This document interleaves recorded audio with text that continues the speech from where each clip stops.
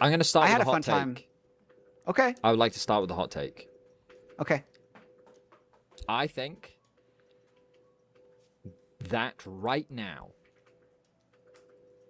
KC would beat your entire region. That's just the stupidest thing I to think say. KC would absolutely wipe the floor with your entire region. How have they gotten? I think How have they gotten KC. any I think better KC would make than Team so Liquid, who beat much them fun 3-0 of your and has looked region great? that it wouldn't even be close. They're relentless. I think KC would actually completely 3-0 right now. What's changed since They're they got just completely 3-0'd by way TL? Like better. a month ago? They're Like a way month better. ago? They're insanely consistent now. Their ceiling feels extremely high. They're just so much better. They are insanely clean, bro. They are looking very, very clean right now. So, just to be clear, Yeah. fact Someone that said they Vedi lost- hasn't watched a single TL game, and I will say that is completely accurate. That is completely accurate. I have not watched. Oh my god! I have seen like a grand total of about 4 minutes of Team Liquid. Just to be clear, I have watched KC 4 minutes of Team Liquid. Just to be clear, the last Yes. 2 weeks where KC is just extremely clean, Yeah. they have 2-0'd a winless Fnatic, Yep. not the last week Fnatic, and the Giant X. Yeah, but And they beat this the is what- Fnatic that's on track to go to Worlds. Just to be clear. No, they beat the Fnatic that was on track to have you put Dynamite on the ship. That never happened. And if they beat them later, then they'll do it. Give me some more. Give me some. You do your KC and then I'll do my How we doing, TL because I folks? do think Right now, I think both of them- Yahoo, So enjoy some both of dinner. them Yahoo are is the best. undefeated. EU Yahoo Coke, is the shall we? best mid laner in the league right now. The best performing mid laner in the league right now. Yahoo. I think Busio is so ultra mega locked in. And the only thing I'd be concerned about is Yike. But he kind of fathers everyone that isn't named Skewmond. Until he much. gets to the international stage and then Okay. he chokes. If your name is Or not Skewmond, he fathers. Jose. They've played one series. They played It's one one series. I agree. There's They've one played series, one day. series. And I've heard that Mercury is in retrograde, so I don't even think we can count that series as even being valuable. So I think You're not But getting that away with that. Mercury in You need to retrograde. overpower this analysis because I got some good TL stuff. Okay, they're 14-1 in games. you're gonna- Very good. you're gonna 14-1 in games is you're very gonna good. and the only game they've lost to is G2. That's the only game. Fair point. Okay. And the only series they've lost since losing to TL was to the Volunteers at EWC. Correct. Correct. Because they went all the way. They went all the way to finals at EWC, which is impressive. I'm not going to take that away from them. Yep. But Team Liquid, Yes. Team Liquid is 8 wins, 0 losses. Average game time 29 minutes. Okay. Average goal difference at 15 plus 2,600. Yep. They've gotten first turret in 100% of their games. Cool. One on blue side every Quid game. has a 10.5 KDA, highest in the league. Yep. Yep. Core JJ, Jan, Jose, Morgan, the 5 highest KDAs in the league. Mm-hmm. They are completely unmatched. This is That includes this the is Master more against C9. unmatched than KC is. Yeah, in that's, LEC. that just further establishes that your region is a clown region once again. Yeah, good. And our region 6-0'd your region, so therefore our region is stronger. So you have to be more ahead of your region. Inspired to 3-0'd our overpower- region. And Jose. No. Listen, Jose again, beat the you- shit out of Against KC. Did you not earlier say we have eyes? Because based on what you're saying, because are we just gonna? Is our argument just gonna be? Oh yeah, let's just say numbers. Yeah.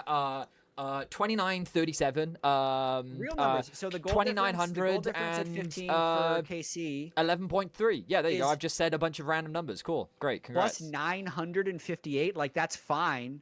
First turret in 60% of their games. That's a little lackluster when you're playing against the bottom tier of the Naknako, don't LEC. help him. Naknako is saying NA is simply better. Stop it, Naknako. Thank you, no, shut Naknako. up. No. Shout out to Nakako. Top kill, highest KDA is Kalist, and Yahoo, but then Hansama's right there. Yahoo! Don't disrespect him. Unless I'll start calling him a pound.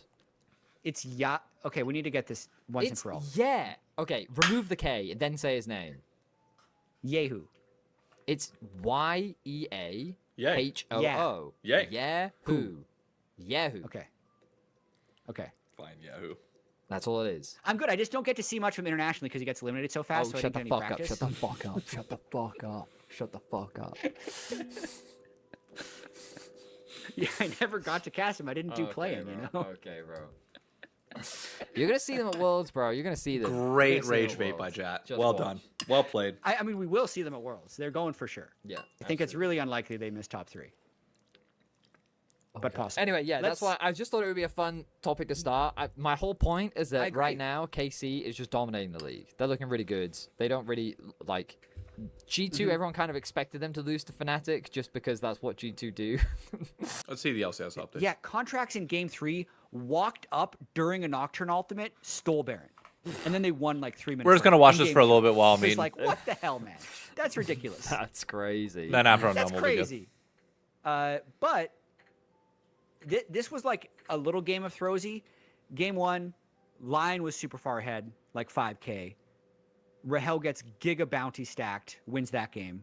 Game 2, it felt like Inspired got on a Zoom call and said to pick scaling because they literally picked Lulu Yunara, Orianna mid. Yep. This draft is somewhat backwards. I'm messing it up. Yeah, the drafted games of Legends is put in wrong. They had Ornn top, Brundle jungle, Yeah. Orianna mid, Yeah. Yunara Lulu. Got you. Yeah. And then Sentinels obviously just had more early game. It was like Jin, Karma. They picked Kazakh's jungle who got like 4,000 gold ahead. Right. But either way, they were like 7,000 gold up in 25 minutes, lost one team fight, lost the game. It was the stupidest game. Right. I listened to your commentary. I remember playing Riftbound with you on. I only had one screen. So I heard you saying, and I heard, and I quote, "One fight is all it takes with a composition like this." Ooh, let me. Yeah. And then that fight happened, and we're like, well, that's sad. Yeah. And then Game 3 was pretty sick. It was, you would have actually hated this Nocturne comp. Listen to who Nocturne got to play with. Okay, tell me. Bot lane, Caitlyn Bard. Okay, it's okay. Mid lane, Hui. Okay. Top lane, Cassante. Okay. And you're playing into MF, Nautilus, Shyvana, Ryze, and Ambessa. How do you feel? MF Nautilus. Shouldn't feel great, Okay. but Yeah, Ryze, Ambessa as your solo laners, and Shyvana as your Ryze, jungle. Ambessa, Shyvana. I feel like Nocturne's not going to be able to kill anyone. He can't. He The literally only can't thing he kill can do anyone. is turn off the lights. The one time he went in this game, he died. But they won. They won the game. Hambach played well. Played well enough. Wait, they won that? They won that game. Yeah. Oh, I Because they thought. won lanes. Why was I convinced they Lion won controlled that objectives. series? no, Lion did not win. Oh. I know. Very impressive Didn't game. they? Has he said it? Yeah, he already said it. He had already said the ting.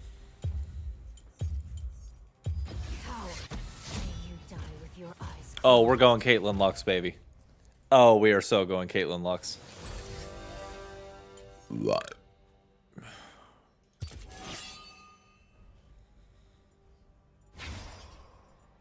Hey, I'm trying to give you counterpick.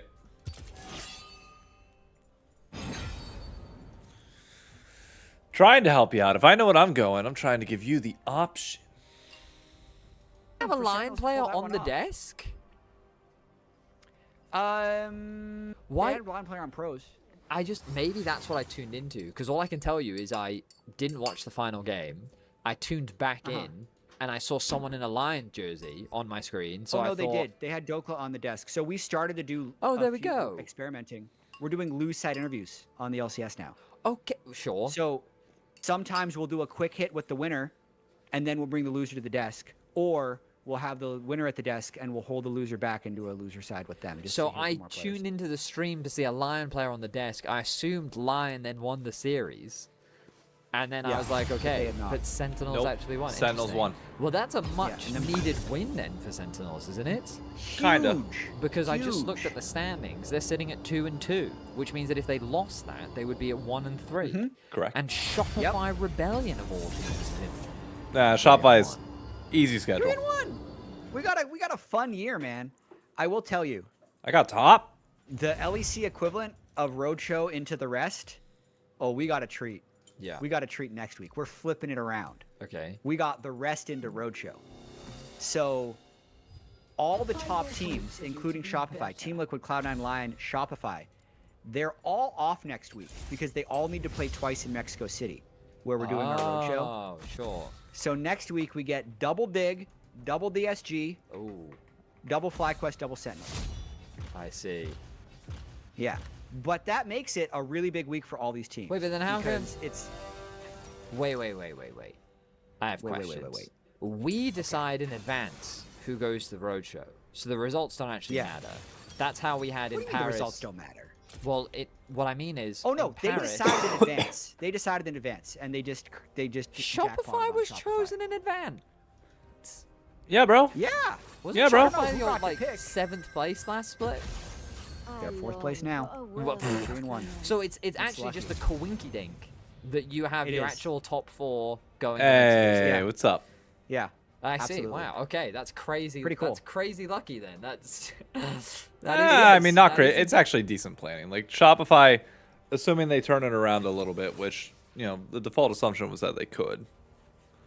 Kind of understandable that you would predict that. Sasuke. I do agreed. Yeah. Okay. So I'm pretty happy about Sentinels.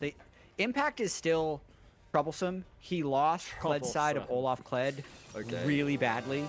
Like really badly. Okay. And he talked about it afterwards on Pros actually. He said he's played a lot of Olaf's side, and once they picked Olaf, he was like, "Oh, I have to play Kled's side." So he knows what the Kled should do, but he hasn't like practiced it that much. Okay. Took a bad trade at level 1, skilled his W under the turret at level 2, and then got like solo killed at level 2 or level 3. Right. I mean, I've learned look, the only reason Vedius said what he said is because he did not watch the game.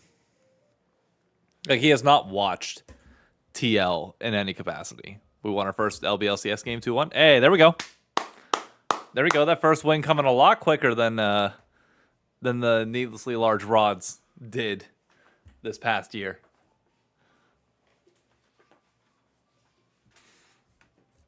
All right. Let's get this dub. Fiora top lane.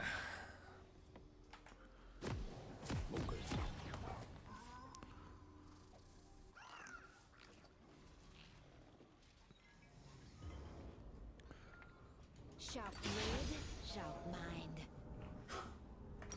Luna, Welcome to Summoner's Rift. why are you coughing up? Say anything low purpose for satire and rivalry? Oh, 100%. But that's what makes it fun. Wouldn't have it any other way. Well, I know Jat has watched KC games. Blink of an eye. The way he talks about him makes it pretty clear that he has.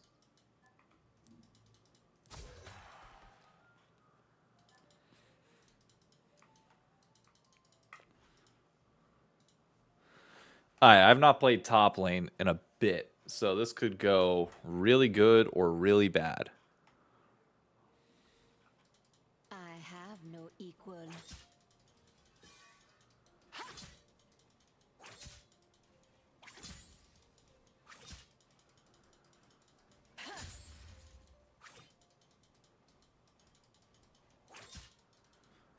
To the death.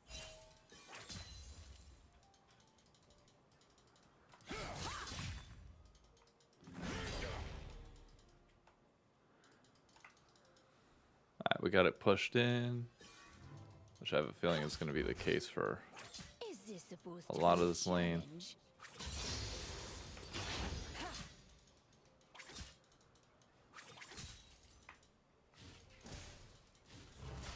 This isn't the podcast. Nope, this is arguably better. They dare not strike back. On guard! Alright, now we back up a little bit.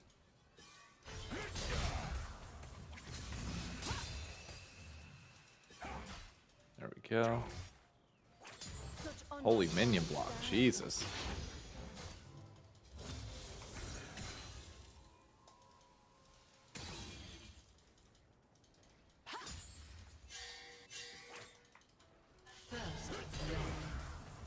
We have no eyes on him. Strike quickly. Strike deadly.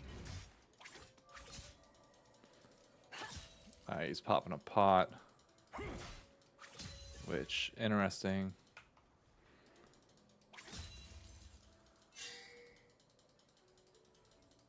Run them through. There we go. We're fine. Japan and procrastinate on college assignments in order to set up an illegal hamster race and gambling operation. I mean, that's better than what Penn State University frats are doing. I never hold back.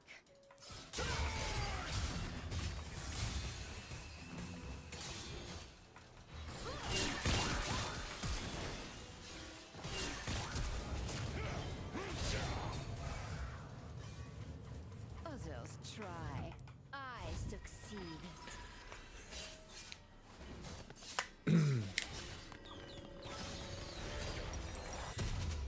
All right, that went better than I expected. What are they doing? Precision and Let's just say they're how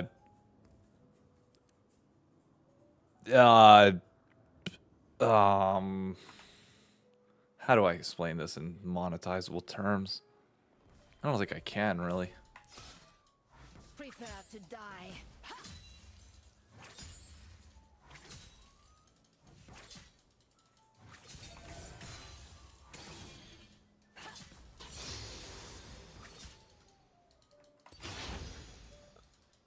They're distributing white substances and making pledges bag it.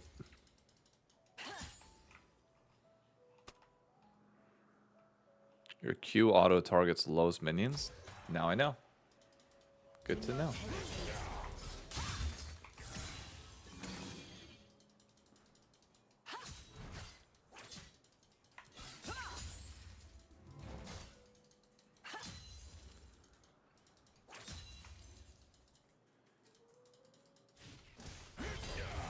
Insolent peasants. Alright, that's a chunk. I mean, I will be honest with you, I was never using my Q to secure farm. I was trying to, like, really save it for moments like this. Got the vital proc.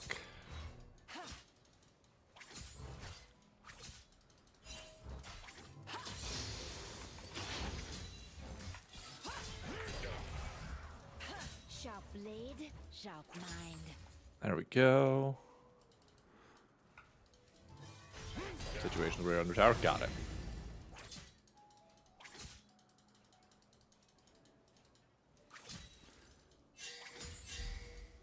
I noted. They dare not strike back. Alright, we're out.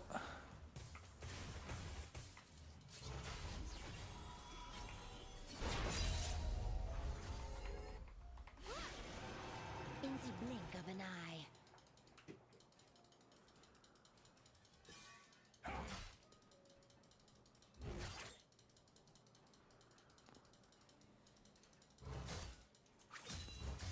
Nope, I'm just farming.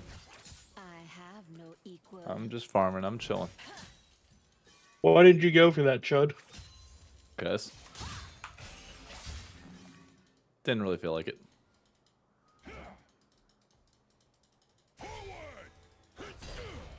Oh, your Q's down there, buddy. Strike quickly, strike deftly. I don't have enough faith in myself yet to parry that. Just be a Giga Chud. Try me. Is this supposed to be a challenge?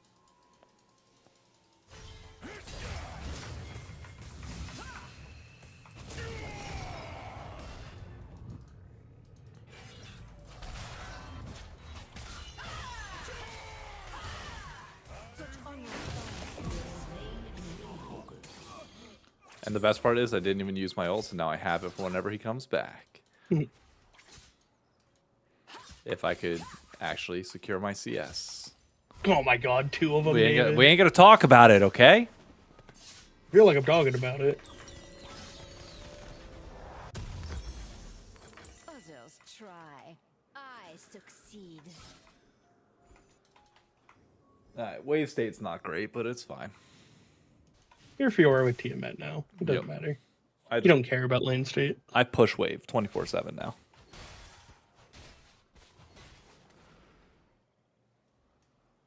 precision and grace. Maybe this is the start of my top lane Fiora arc. Ha. It's gonna be a thing. Ha.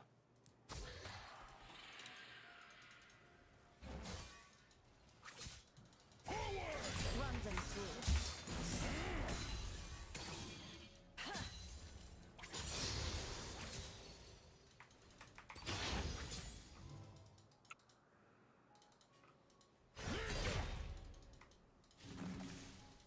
At once. An ally has been slain. Yep. I know.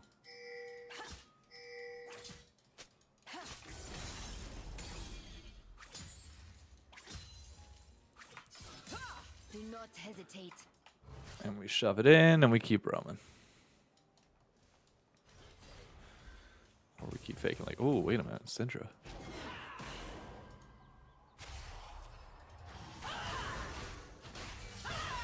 I'll never hold back.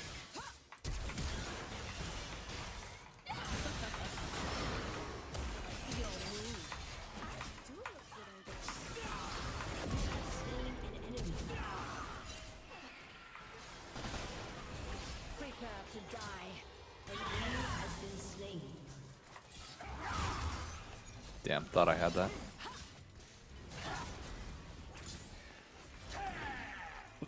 Okay, I'm going back up top side.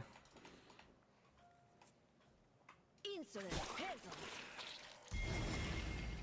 You know, if I play that better, it's probably 2 kills, but Executed. it's fine. I'll take the 1. Who's to say?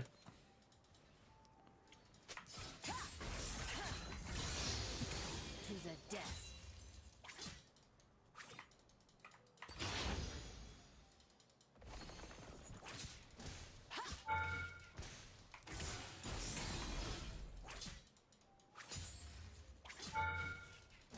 Stand ready. They dare not strike. Can I not die to this fucking tower? Can the minions please get in there? Holy shit.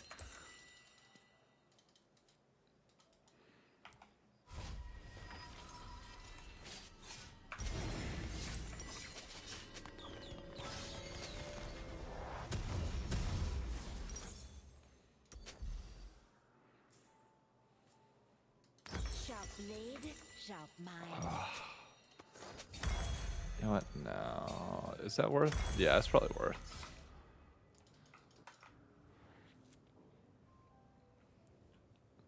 It's probably worth it to have the full item. An enemy has been slain. Plus, lifesteal's worth more than the... In the An blink of an enemy eye. has been slain. An ally Which has side been is that going to slain. go on? Oh, we're strong. An enemy has been slain. Strike quickly, strike deftly.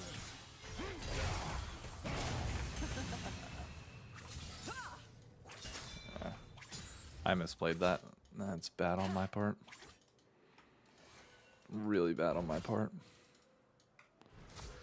I have lifesteal though. I'll be able to heal off of the I wave. have no equal.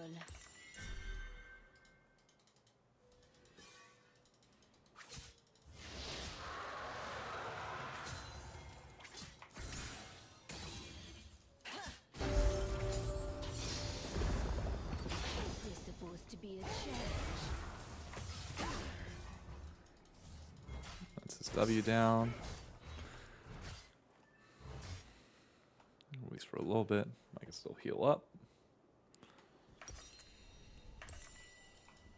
Such unrefined style.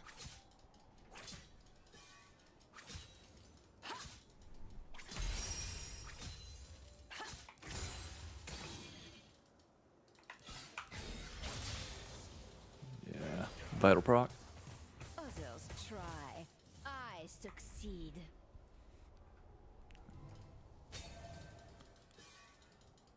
Do we have any eyes on her? No, we don't.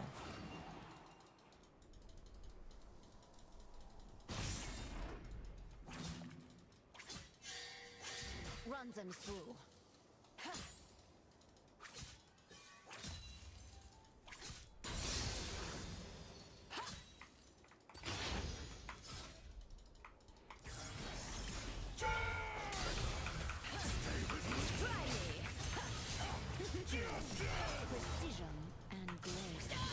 I fucked that up so bad. That was a terrible trade. That was really bad. What's up, LifeX? I need to play way more patient than that. Enemy has been slain.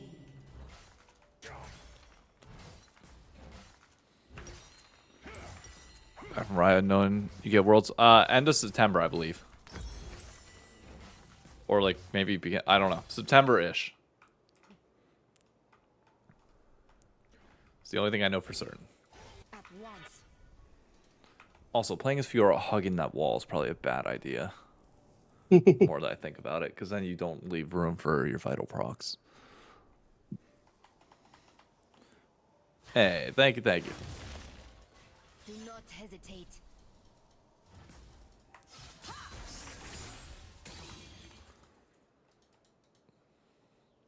He's gonna have full item on back because of that kill. I never hold back.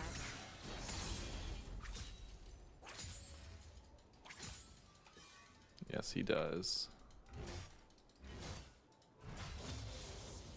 Phantom. And level 12. Yeah, special series made for what? It's just gonna be Good Morning North America. That'll be the Blade shall the mine. thing that we do.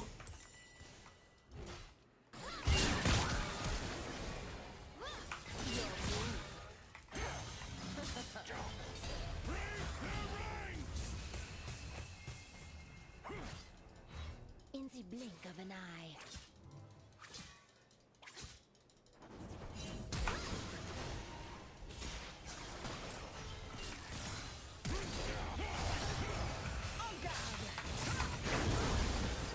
Oh. Thought I had it. I really would like to interview. I don't know. I'm just gonna kind of take things as they go. I'm gonna be so busy as is that like just watching the games and getting coverage and shit done immediately afterwards is gonna be like busy enough.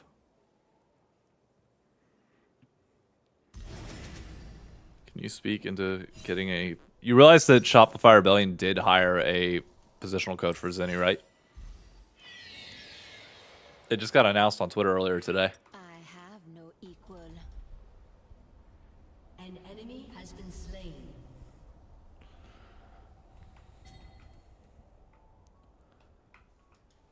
I forget who it was, but I know they got somebody. Is this supposed to be a challenge? Your team Caps has interview. destroyed I mean, I'll apply to some stuff, but we'll see how it goes.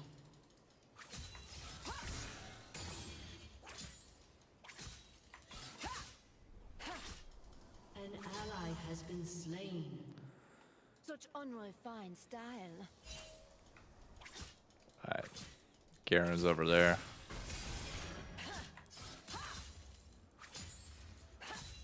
Shut down. You have to apply to interview. Yep. After every game, you apply. Well, actually, going into each day, you apply for a certain amount of interviews.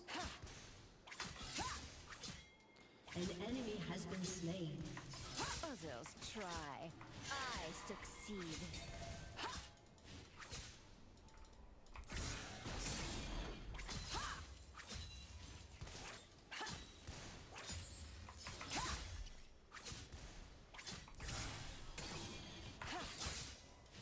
Precision and growth.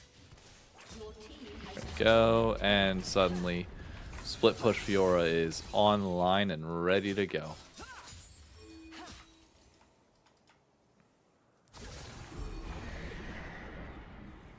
I mean, if they don't want to stop me, that's fine. That's on their own risk.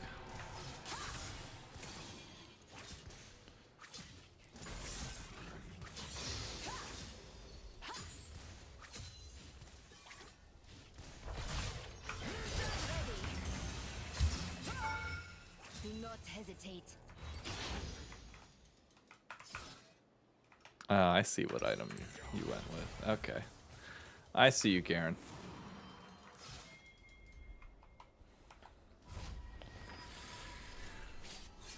Previously named Selfie, played a bit in the LEC. Yep.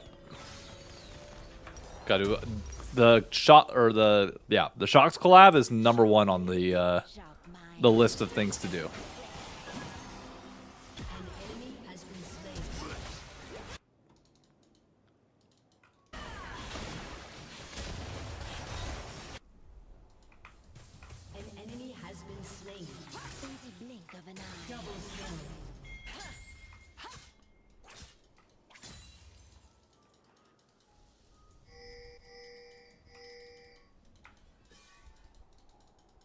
Your team has destroyed a turret. I have no equal.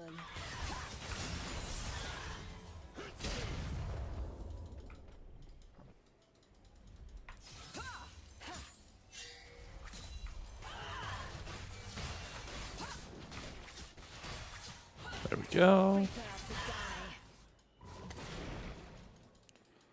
I was gonna say we definitely want to let Vi get that. I don't want to steal any of her shit. Don't need anybody getting mad at me. And we keep farming. We keep splitting. Is this supposed to be a challenge? Make them answer to us.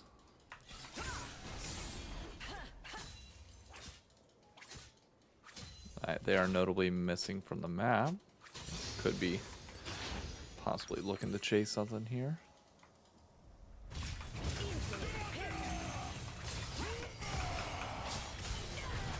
And he was in the bush. Noted. Noted.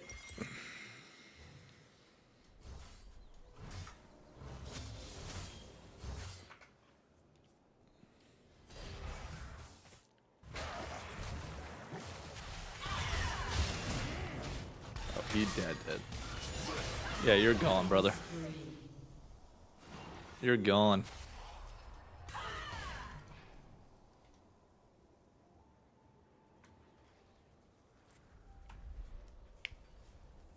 Your turret has been destroyed. Right. I'm getting beat in the 1v1, which sucks, but beyond that, we're Such fine. unrefined style. Yeah, I doubt Laura will be at Worlds. Highly doubt she'll be at Worlds. Killing spree.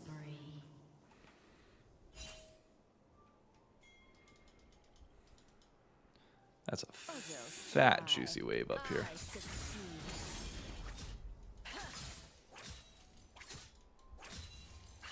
There we go.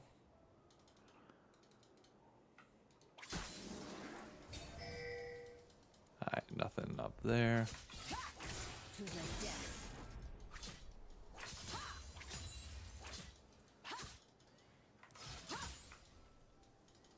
Hello, Garen.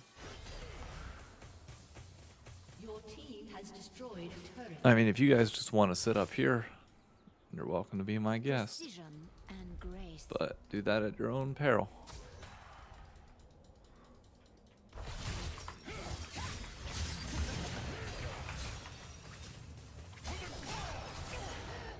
I keep dying to this guy over and fucking over again. God damn it. I go for the vision play, he sneaks up right behind me. I know he didn't have a ward too, so good pathing from him, I guess, but like...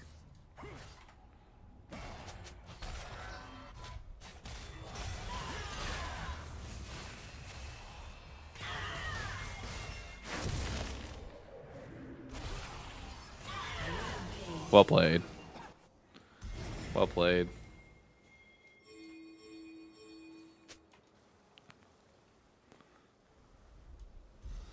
Three, two.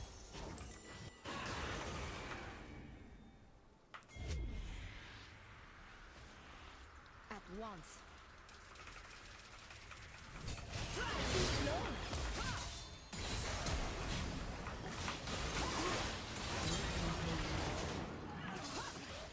Now that was clean. They dare not strike back. Don't try and tell me that shit wasn't. Do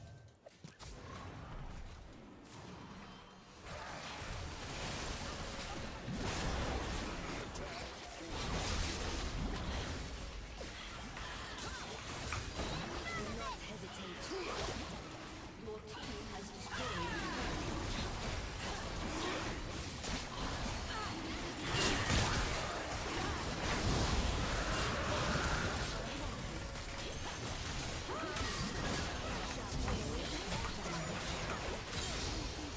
Fucking polymorph. Unstoppable. Alright, I go bot side. Double kill. There we go. In the blink of an eye. Shut down.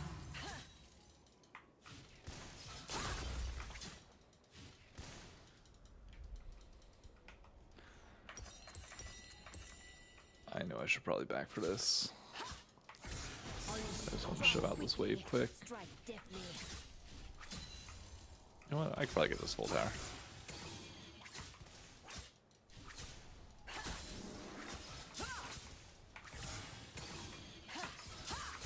There we go. Destroyed a turret. Your turret has Bang, baby. Tier 2 for tier 2.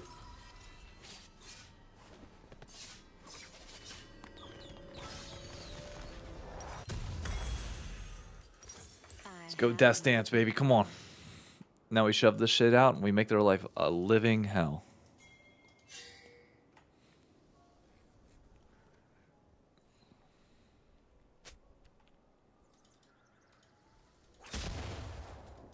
Is this supposed to be a challenge?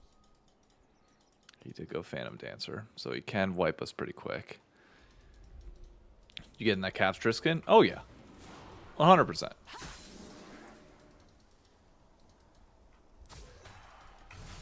Such unrefined standards.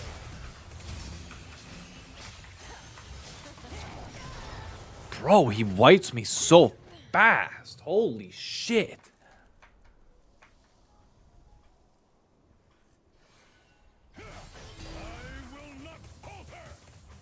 Alright, so noted, I can't fucking match him apparently. enemy has been slain.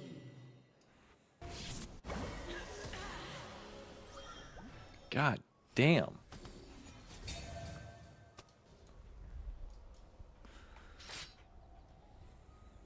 What's up, Lighting?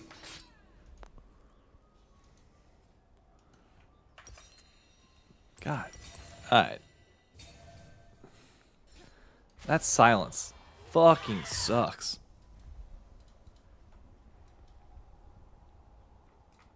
Bro, he's got 3.5 items. Oh my god. And he's level 18.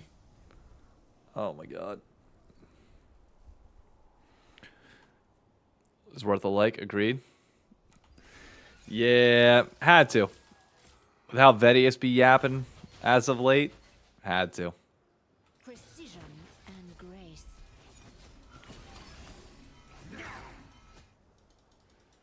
Alright. Come on, Boo, we got this.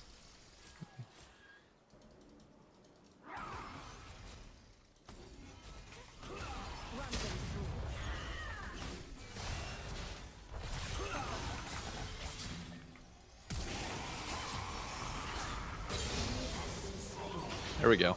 An enemy has been slain. I never hold back.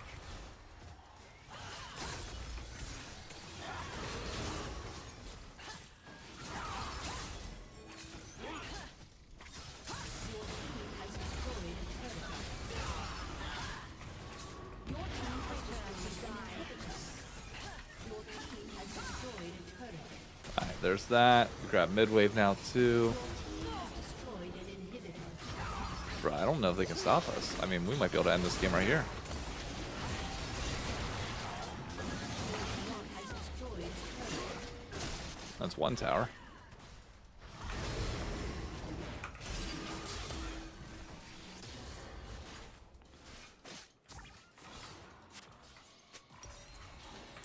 Alright, you guys go ahead. I'll clear this wave.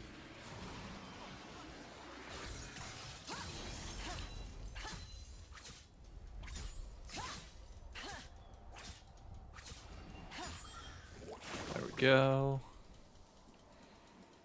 Sharp blade, sharp mind. Easy enough. How much do you tan in the summer? My arms and chest are tanner. I mean, I don't tan all that much. Especially now that like I'm back in the office 5 days a week.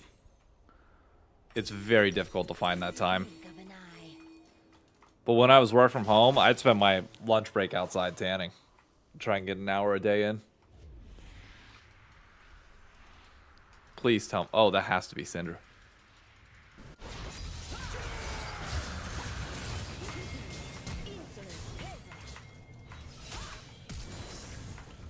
Where you running, little bitch? Where you running, little bitch?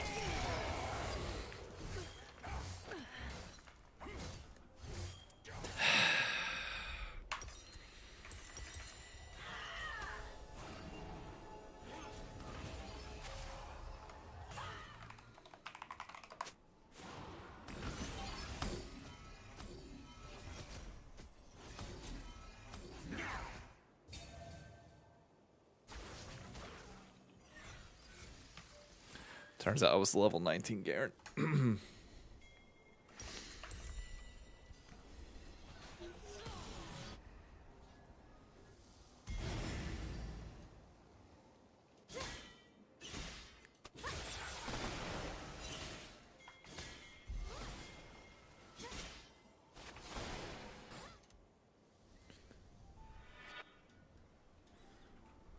I have no equal.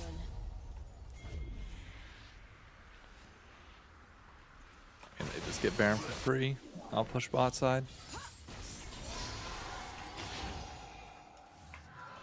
Oh, fucking Garen. Can you leave me well, the good thing is if they all chase me, your game ends. An enemy has been slain.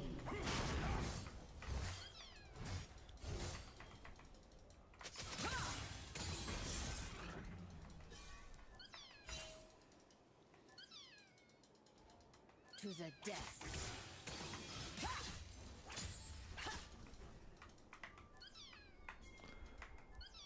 Yeah, what are you gonna do whenever the rest of your team just dies there, buddy? One final time for the lulz?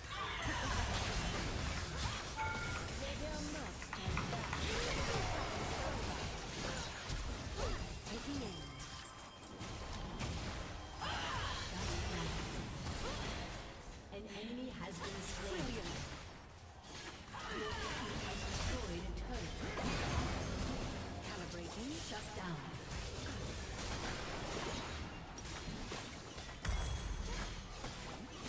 Your team has destroyed a turret.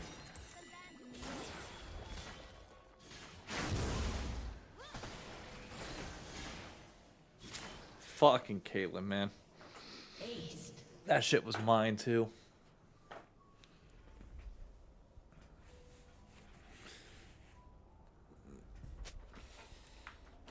Alright, come on.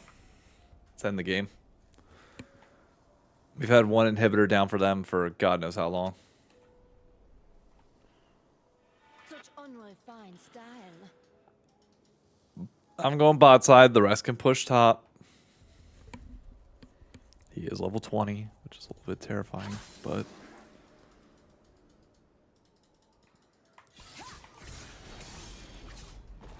Others try. I succeed.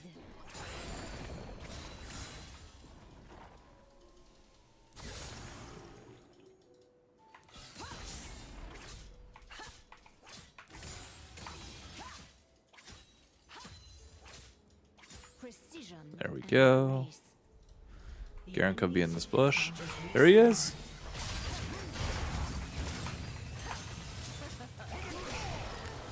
No, Tom, you could have swallowed me. You could have swallowed me, brother.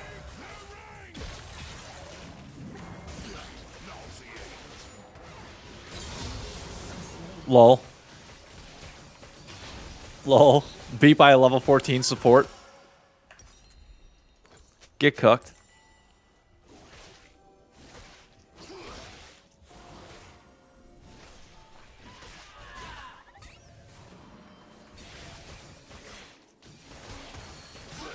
Imagine a level 18 Fiora not able to do a damn thing against Garen, but Tom Kench.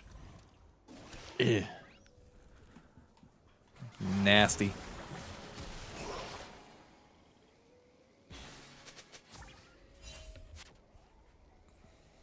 Bro, that is a big wave top. Holy shit. At once. Bro, why are you backing?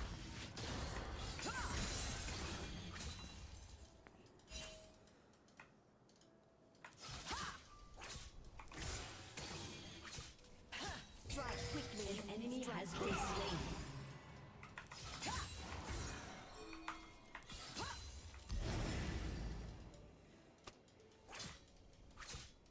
Your turret has been destroyed.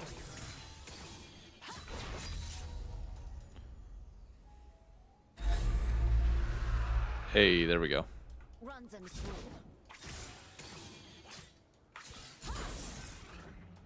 An enemy has been slain. An enemy has been slain. Nice, that's just game.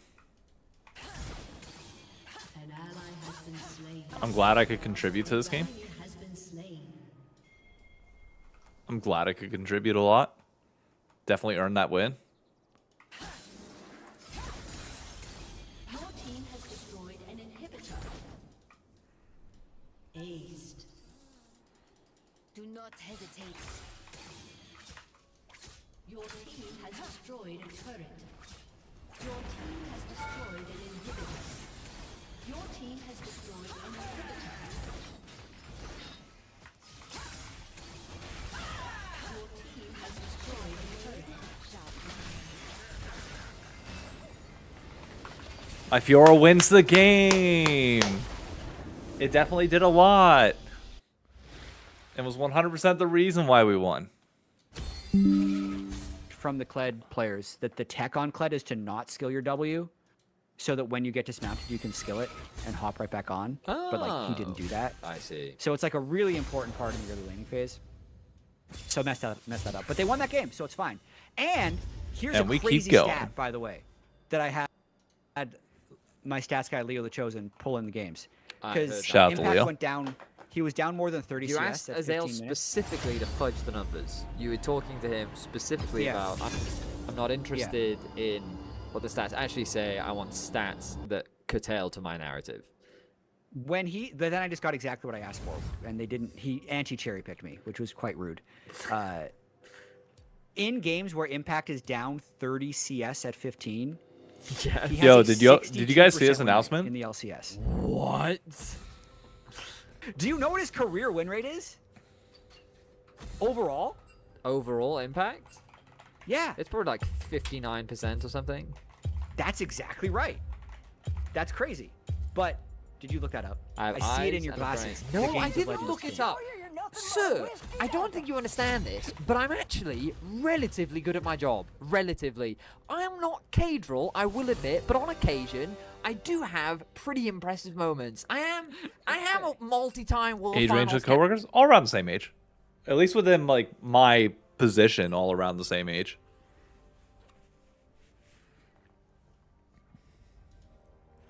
And then it obviously scales up the higher you go in terms of role itself, but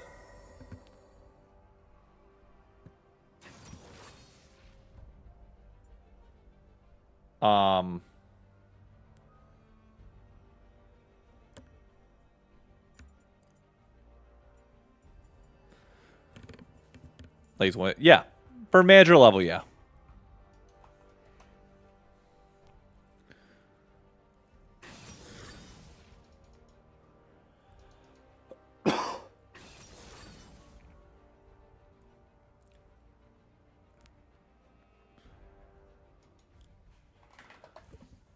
Any of them League players? Not really, no.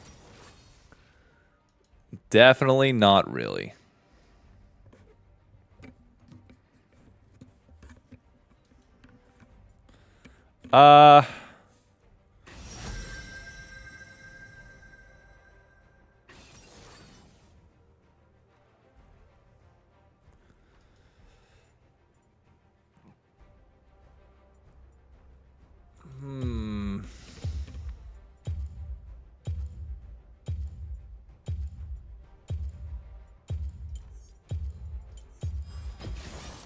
Rules are made to be broken. Feeling Jinx. Like buildings.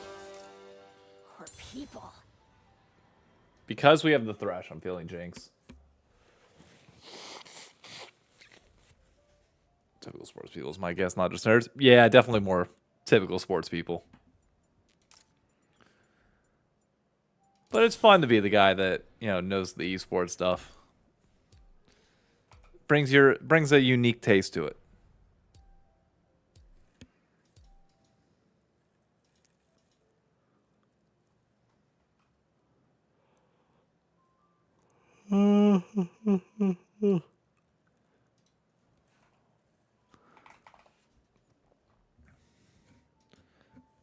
What was I good? Oh, I need a drink. I need to grab water after this game.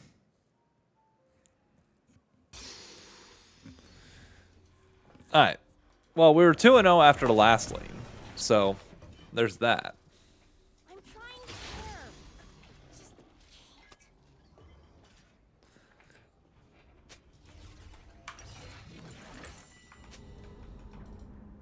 Welcome to Summoner's Rift.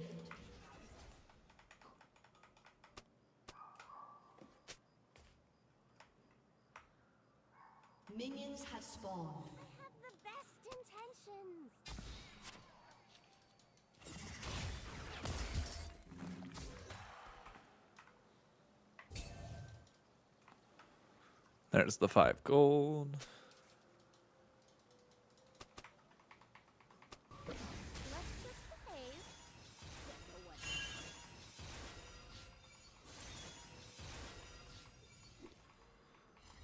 Little dick.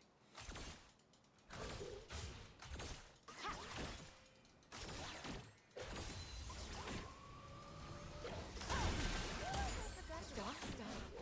The end? What do you mean?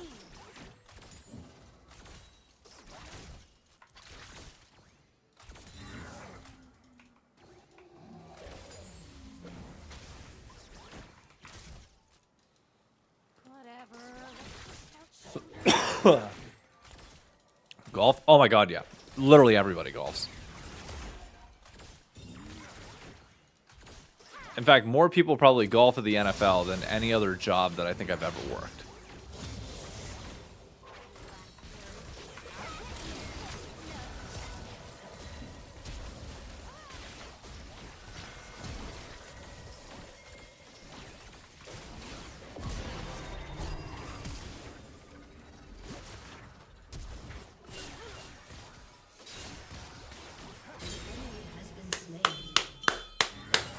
That's what I'm talking about.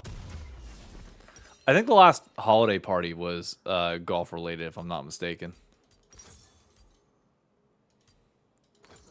Alright, we're just gonna go with that. Try and rush boots, that way I have the ability to dodge some of the Xerath abilities, because I have a feeling it will be a problem.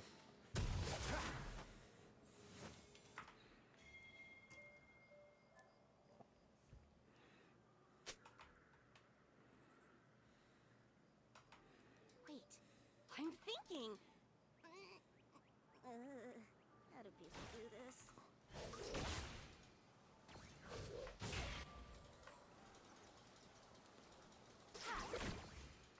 We are pretty far ahead in this lane. Behind in CS, way ahead in kills and experience now.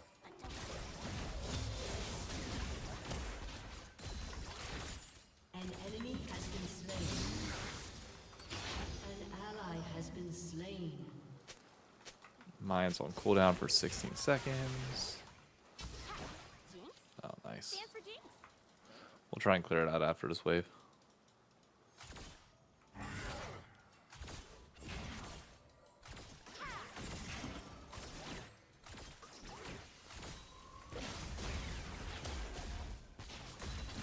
don't even think once about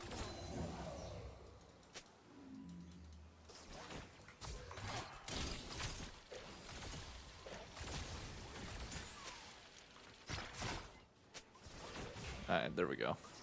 I might be lower health, but it's fine. Company card. Nice. 29-year-old viewer. Hey, happy birthday, man. Hope you made the most of it. Bro. Alright, I need it back already. Jesus. Come on. What's the worst that could happen? This poke from Xerath is fucking crazy.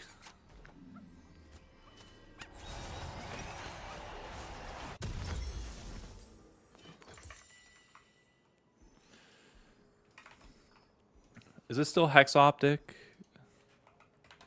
An ally has for been Jinx, or has it slain. switched to Yuntal now? Enemy double kill. Okay, it's still Hex Optic. Got it. Ask me if I'm listening.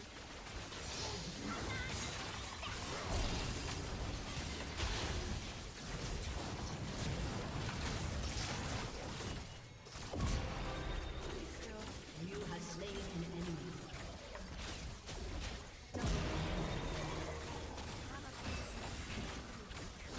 There we go. Casual little 3-0 start. Easy enough.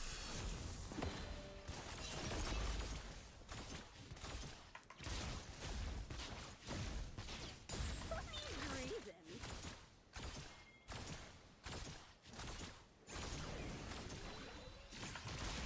An ally has been slain.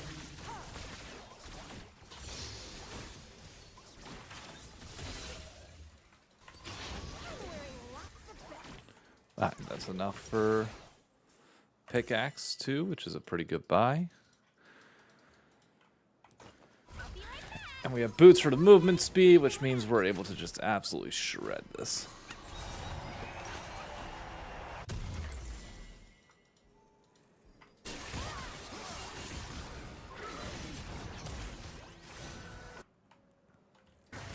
Alright, that's his heal.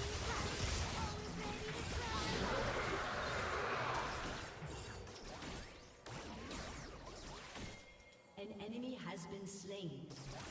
An ally has been slain.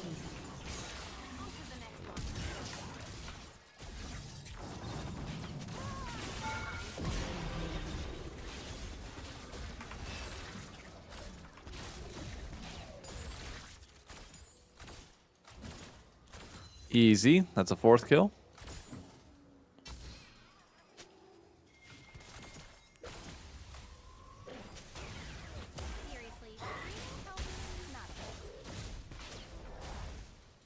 God damn, dude, this fucking Xerath hurts.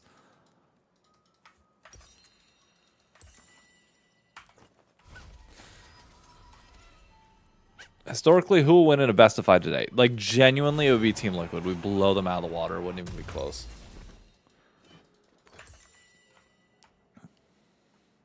We are on a whole different level of mechanical skill than they are right now. And I don't think people are ready for that conversation.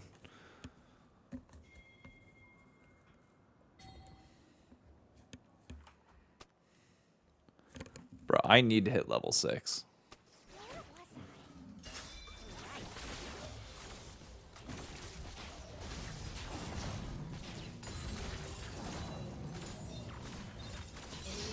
There we go.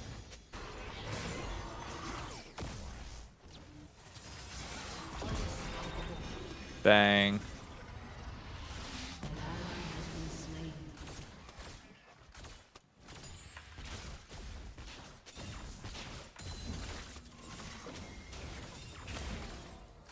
Shot other guns.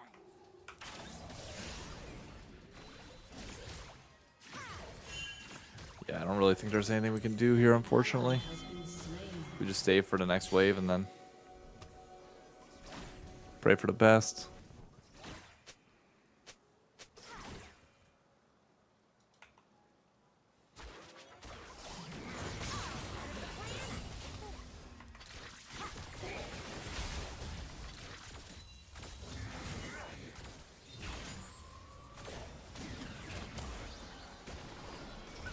This Xerath genuinely might be cheating. Like, the amount of... Bro, he doesn't miss these skill shots. It's crazy.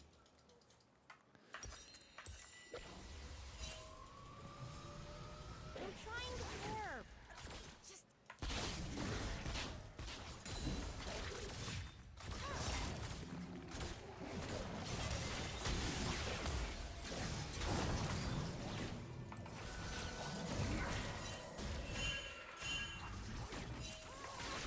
Alright, fine. We gotta get out of here. An ally has been slain.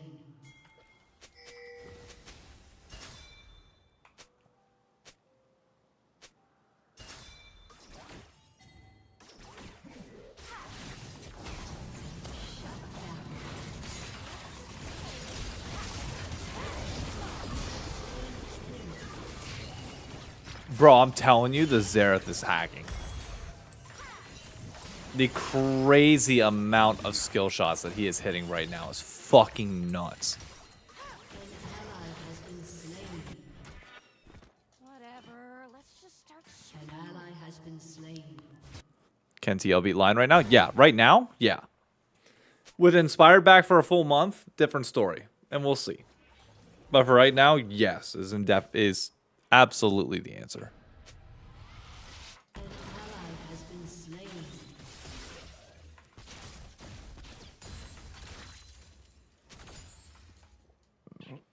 An enemy has been slain.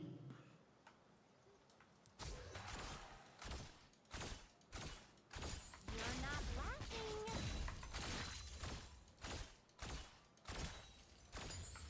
There we go. Bro, I can't Like, this Xerath is actually pissing me off.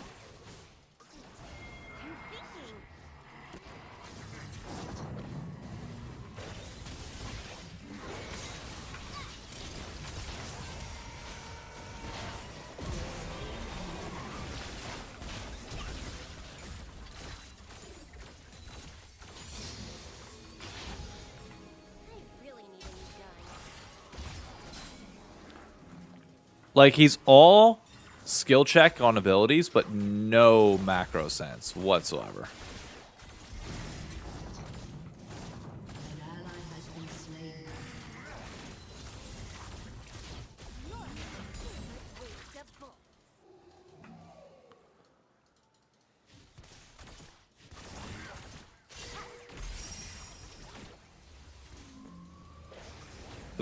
Oh, he actually missed. Holy shit.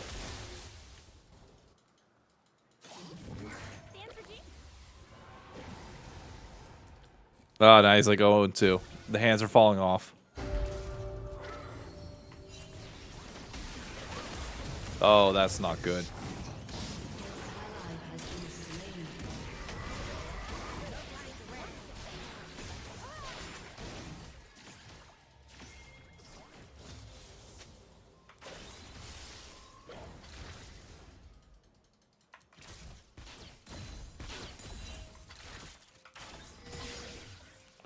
Alright, let me back. Let me. Oh, God.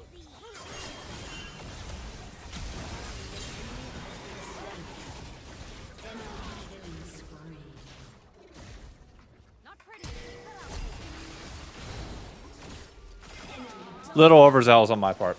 You know what? I wanted to try. Fuck it. I wasn't sure if he had ult or not. I was like, the way he was kiting before made it feel like he didn't have ult.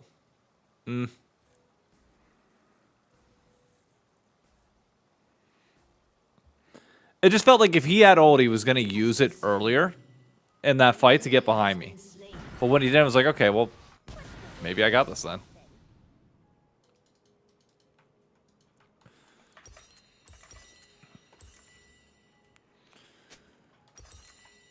Also, I had no mana. Yeah, I had item advantage, though. Doesn't even have a full item on Kai'Sa. Well, I mean, now will, but, like, didn't.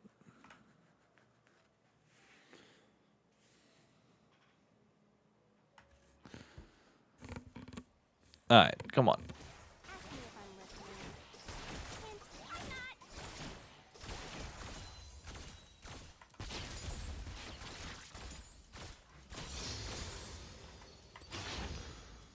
We have no eyes on Xerath. Hold on. I'm about to do something really cool. Casey's Baron's heal, not much. It was a good bit.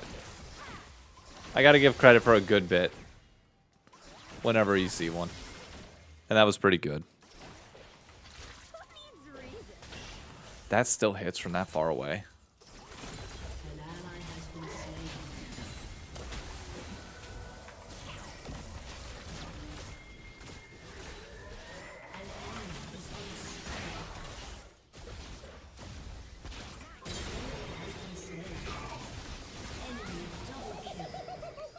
Veigar didn't take care of Kai'Sa? I thought he did. That's my bad. I only stepped up like that because I thought I had space because I thought Kai'Sa was dead. I was like, okay, just dodge the skill shot and you're fine. Guess not.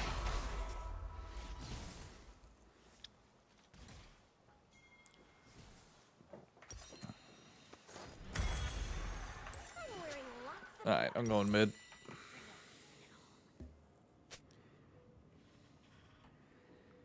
I don't like that it feels like the gap is closing between us right now.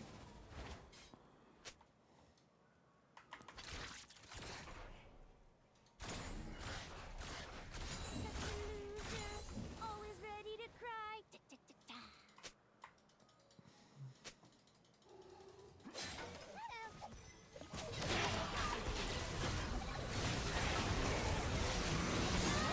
Oh shit, they rotated up. Okay. All three there, that's fine. I guess we could just get bot tower and everything else for free on the map. Destroyed a turret. Enemy killing spree. Or not. The Yone's 8-4-1. Oh god.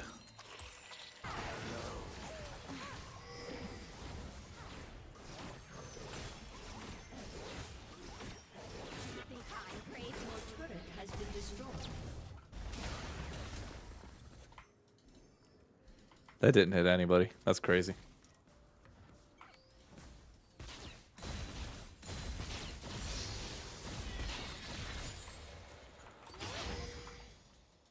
Right. 26 seconds until dragon. We can stall. We don't need to do anything.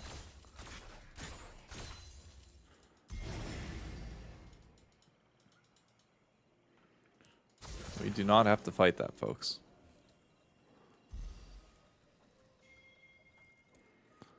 But I suppose we're going to, because everybody's picking it, so.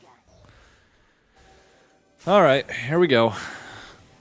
I have no flash, no heal, so I have to play super safe, which means we cut the wave, or we take care of the wave in mid lane.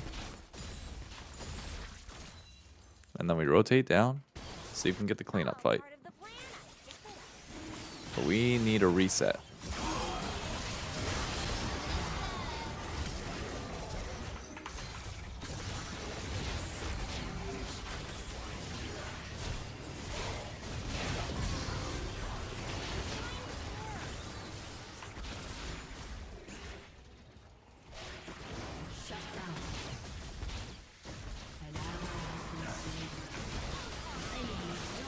Dude, she just played the vision range so goddamn well. That's crazy. With Vel'Koz peppering over the top.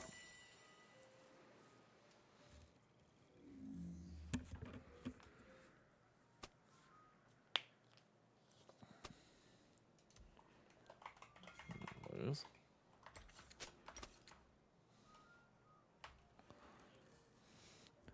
The fuck, Thresh? No, we do not lose. The best intentions. We are fine.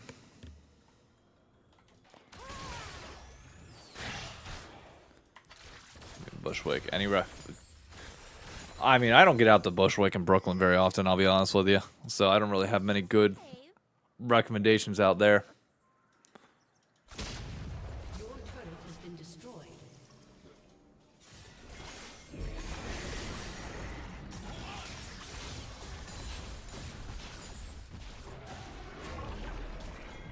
Whatever. An ally has been slain.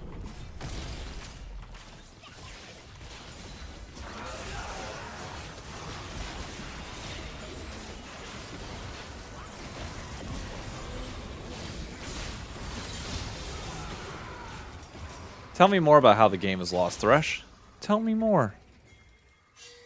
Alright, we know they're coming for us.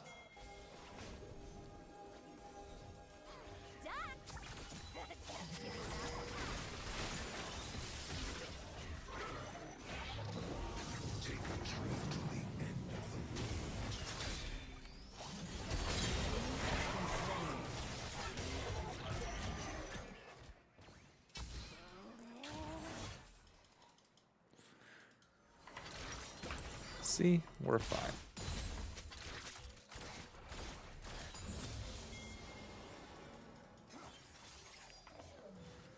She went AP Kaisa, which is fine. She's just going for the burst.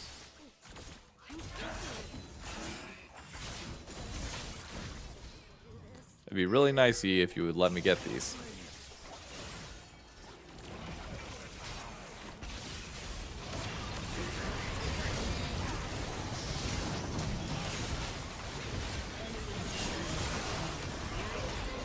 Oh!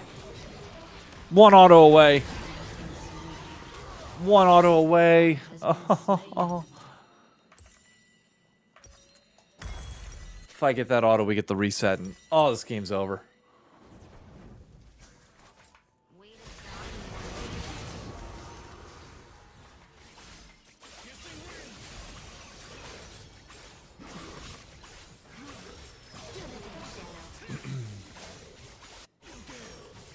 Your turret has been destroyed. We are still ultimately fine.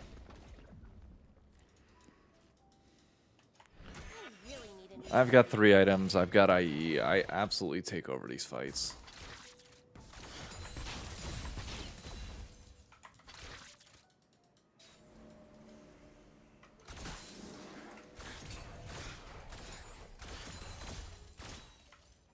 Jinx?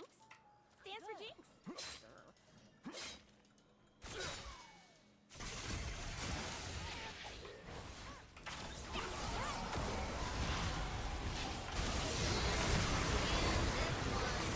You're kidding! You're kidding! Down.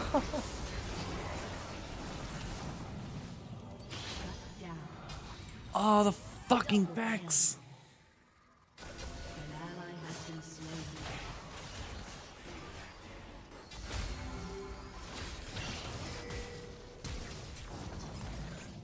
An enemy has been slain. Alright, that's up. Go to that. Oh, man. I probably had the angle, too. Oh, it was like the perfect angle. I don't even think once about blowing stuff up. Your team has destroyed a turret.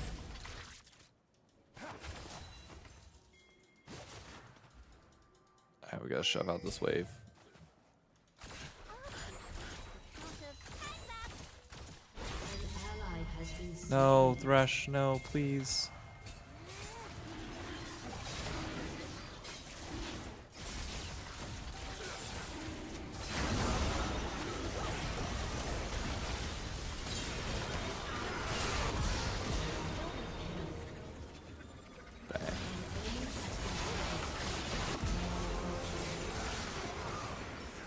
Okay.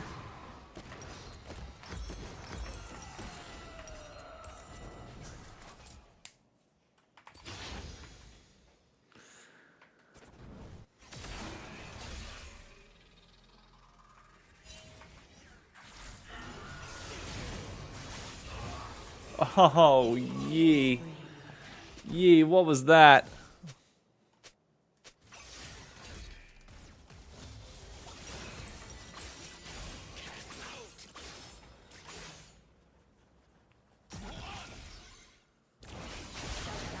There we go.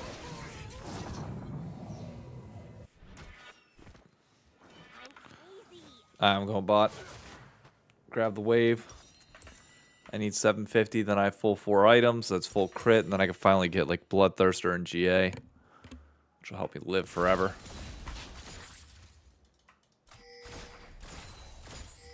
Ah, come on. What's the worst that could happen?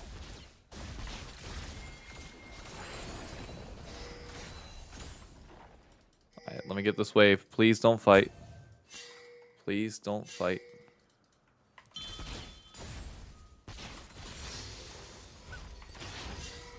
Please don't fight. There we go. Alright. I am full build in terms of damage. And heal reduction to take care of the Yone. We should be chilling. Stay still. I'm trying to shoot you.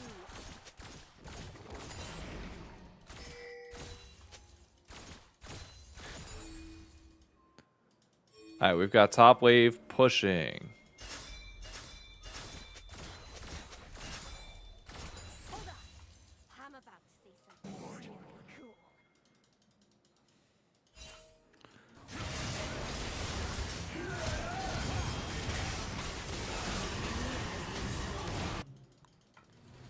I don't have a reset in this fight right now.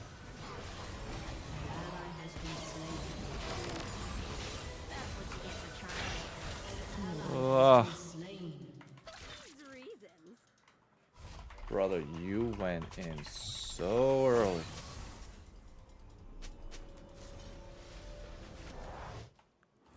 I was literally coming from top wave. I'm wearing lots of belts.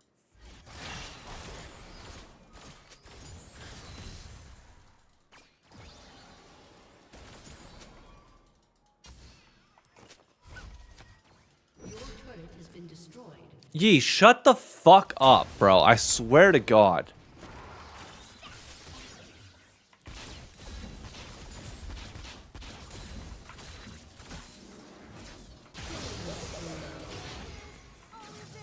I'm muting him. I am not dealing with his ass.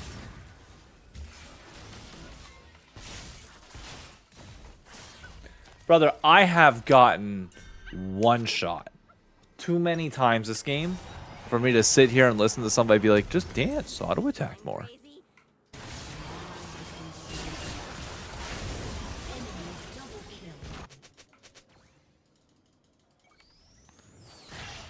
Oh my God.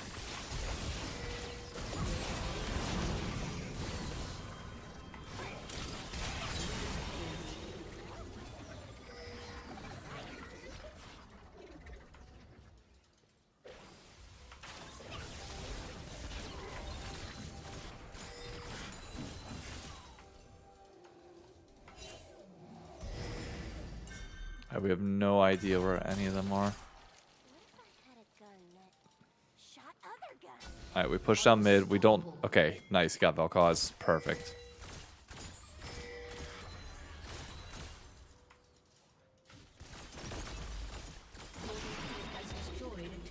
There we go. We gotta play up. We gotta play for a pick. If we're gonna play for a pick, play up. Play up. Just wait up.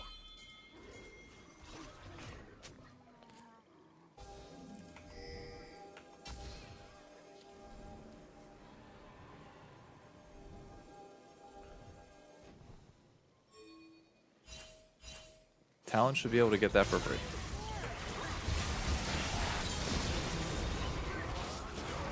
There we go.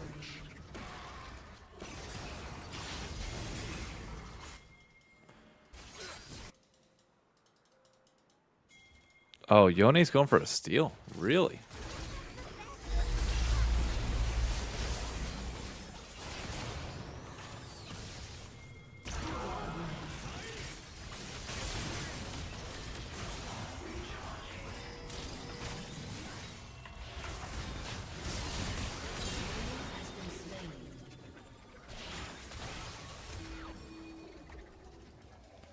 There we go.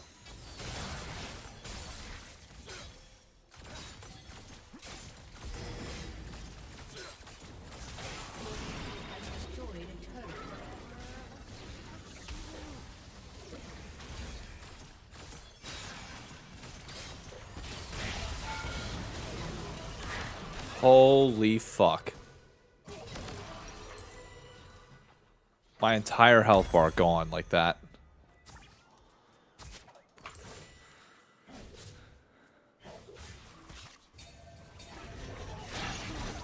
Yeah, we can't siege waves like that. Their poke is way too good.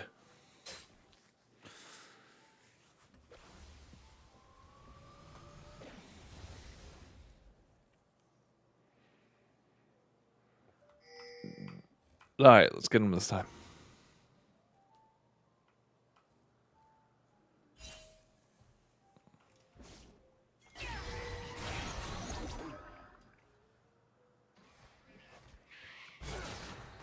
Oh my God, Talon. Oh no, we went in on a stopwatch target.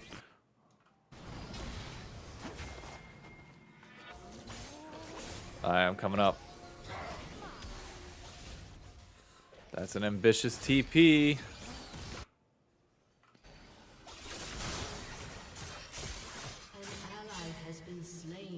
That was a very ambitious TP. I still have 97 seconds to my flash.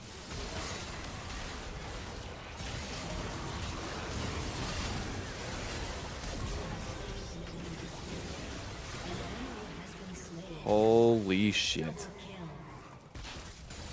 An ally has been slain. I really need a new gun. Who's up? Not Zareth. Karthus ult is there.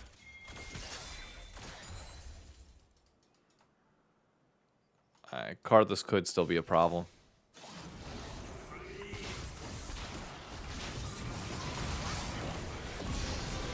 Never mind.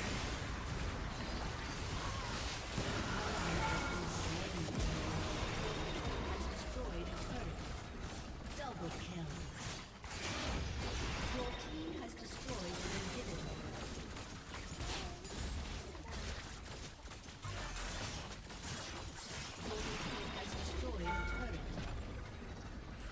Just run, just run, just run, just run. There we go. There we go. Stands for Jinx. Steal all their shit.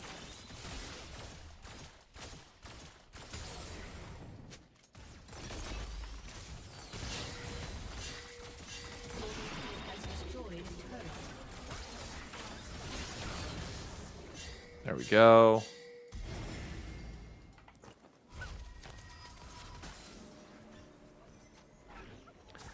And that's a GA. Alright, we are as full build could possibly be in this game. First one on our team to level 18. Let's win the fucking game. Come on. Just protect me. That's all you gotta do. You protect me, we win this game. Enemy has been slain.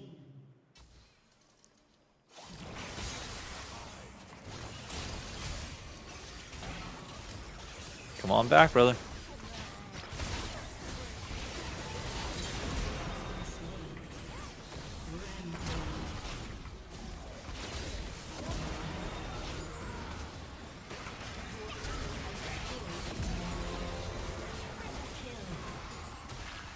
Like I said, let's win the fucking game. Ask me if I'm listening.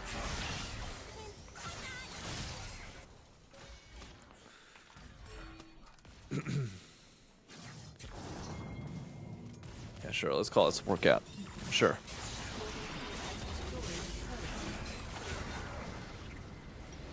Come on. There we go. 2 in a row, baby. Ask them. It On wasn't- occasion, I have a good Yes. moment. On It's a occasion. good guess. We'll honor Vigar. Vigar had What some that pretty means, which is insane, clutch is that cages there. He literally has a higher win rate. Also, when he's down Ferret 30 loves CS mustard. at Thank you for the 15, follow. Than baseline. That's literally his power spike. Nice. But I think there's something to that a little 44K bit. Like I damage. tried Hell yeah. to, I didn't do this in the cast, but I thought about this after. Like, to be that far down in CS Oh, I'm sure this will be is good. very rarely completely your fault. It's usually the other team like sending the farm at you. But the problem is, that's going to heavily be impacted by lane swaps. And wasn't he part of the TL roster that won a lot of lane swaps? Did he say KC is This is close to good. TL? He did, but it was bait. It was mostly Maybe bait. it was intentional. Yeah. But either way, the two highest were both Dyrus and Danny were 8 and 2 when down 30 CS or more in a game, which are the only two players that had a higher. All right, let's see if this guy. Let's see if it's worth queuing.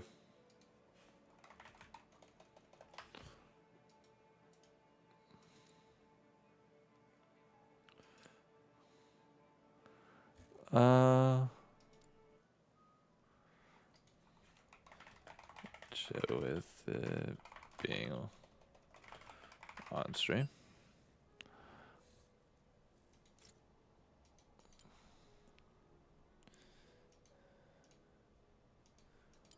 Just always have to ask. You never know.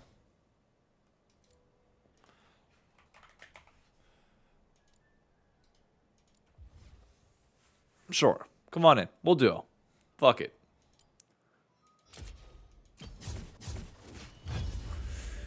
Fuck it, we ball. Because why not? Minimum 10 games. That's But Impact's had that 30 games, like 30 games of that in Damn. LCS. Fair. Anyway, that was cool. He's still a bit of a concern. I think Darkwings actually continues to look pretty good, and Hambach is so close to being the lead. He can get so far ahead in a lot of these games, Right. but they've had a hard time actually converting. You're really selling a team that's 2 and 2 right now. That I did know. beat a lion, a limping lion. that A no one else limping had lion? beaten. But Nice. time between Inspired had expired. Yeah, I mean, a certain Armeo in that interview last week, he was like, "Yeah, bro, I'm good." Yeah, I feel like I'm good that to go. He's like, at a certain point, he's kind of like, "All right, this was fun the first few weeks, but now we're at week 4 and I'm tired, bro." I know, and I think the behind the scenes at Lion have gotten quite interesting. We're 99% sure Inspired's going to be back from Mexico City, and it's Okay. not our place to speculate why he was off. Sure. But I just feel like there was this really weird energy where like some people really wanted to keep grinding and some people felt like it was a break. And I'd hear from Saint that scrims were actually really stressful. What I'd do I also want to go heard this from game? Multiple teams that they had canceled scrims on them, and this was across multiple weeks. Fuck it, So I want to think go the Lion actually wasn't misfortune. even practicing that much. Interesting. And that's just why I felt like their skill was going to diminish. And before this interview, Arsh sent me a NMN article on Isles, and I think it is somewhat illuminating. Basically, just saying that like they felt like they still had the structure around Armeo and they could win games, but they've kind of hit a point where they're like, okay, even if we don't have Inspired, we're messing too much stuff up. Like, this is not acceptable. But I do think it was just, it's like it's additionally difficult to continue to improve when you know a guy like Inspired is just going to be coming back. Right. And I think they kind of hit that point where it might have been a little extra taxing on the rest of the team. Yeah. With him being gone this long, with the, and now it's me speculating, but with the like mixed expectations. I think you kind of need to align that maybe you're going to grind for a couple weeks and then, no, we're actually full vacation until he comes back so that everyone can get a break of some kind. Yeah. So it's a little concerning for his return. It's hard to ask people to improve when they're there for the purpose of filling a slot. Yeah. Oh god. Like Armeo, MF he's made his is intentions not extremely the clear. best champion into this comp. It's clear what his role is in the team. Asking him to do more than that is basically asking him to come back and be a pro player again, which he's clearly indicated that he's not prepared to do. The quote that Arsh said is really awesome. This was from Isles. You're going through the game with the mindset that sometimes your jungler might just grief. Respectfully, of course. Like, because they're not going to flame him for doing bad stuff, but like the bad stuff happens, and they're like, well, Okay. not inspired. Can't really flame him for this. He's here. He's doing us a favor. Like, that's just a hard dynamic to navigate. Okay. Yeah. Well, I mean, I hope for Lion's sake that Inspired comes back soon. What is your cutoff for playoffs? You need 4 wins, 5 wins normally? Oh, they're like 1,000% in. 6 teams make playoffs. 4 teams get the. I'm going to double check actually how many get the bye, because I know every format is a little different every year. 2 But get the bye. They're literally Top 3 2. and 1. That might honestly be enough to get them in. I'm pretty sure TL's locked. Like, I'm 99% certain we are locked for playoffs and cannot miss. If I'm not mistaken. Welcome to Summoner's Rift. 4-0 over. Yeah, we are locked for playoffs. Minions have spawned. Takes a lot to reach the top. Even harder to stay there. This is where the pros live. Think you're ready?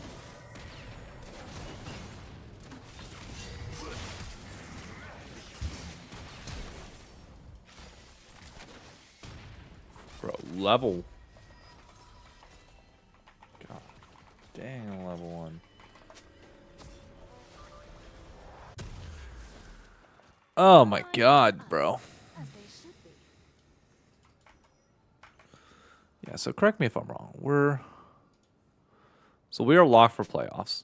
To lock top 2, I mean, we pretty much just had to win.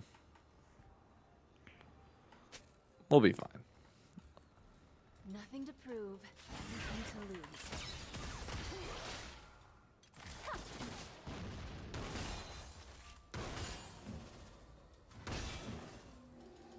Alright, we're fine.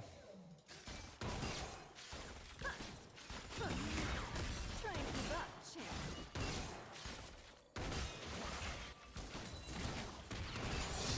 Think I've earned this.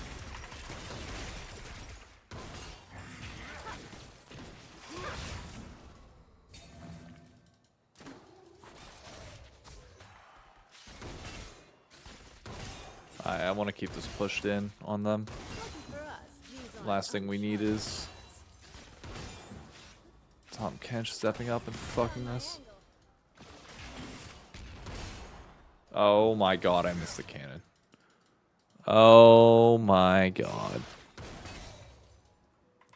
I set a high bar. This match, I aim to break it.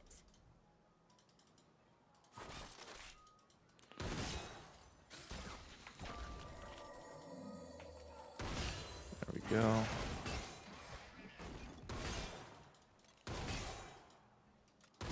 If you're gonna win, make it worth watching. They make a good team. Let the games begin.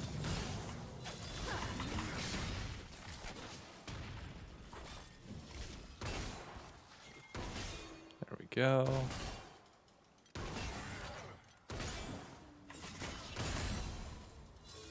I call the shots, you follow them. Yeah, that's tragic, but that's fine.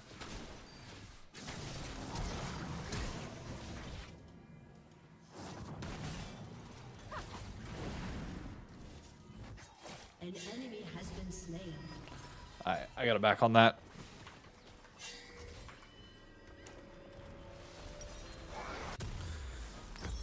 Some train their whole lives just to get beaten by us. There we go. Bro, look at that skin. Look at that skin.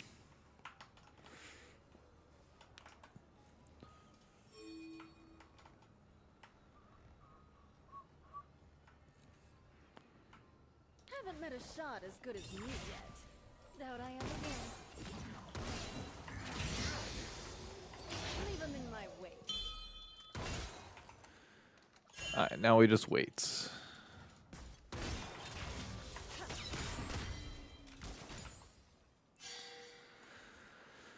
We let this wave kill itself, and then we're fine. Give it your all. I know I will.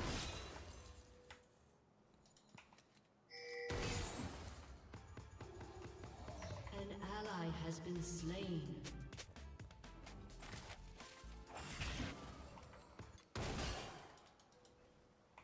Time to send him home. Always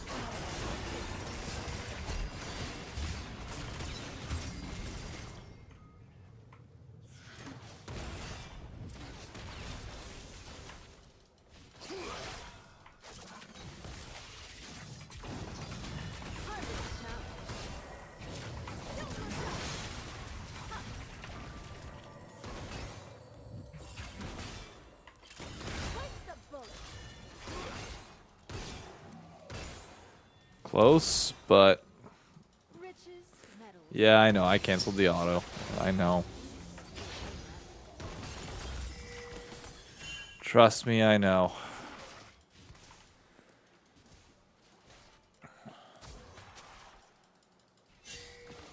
Yeah, we should probably back off.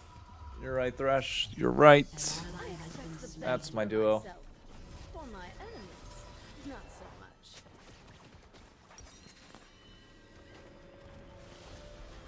An enemy has been There we slain. go. I mean, the good thing is we are absolutely crushing this lane. CS wise, we're ahead. She went a call start, which means we're just like we are so far ahead. She's got 7 attack damage. We've got what 40 plus lifesteal. Granted, I lack movement, but we have a Thresh, so like we're fine.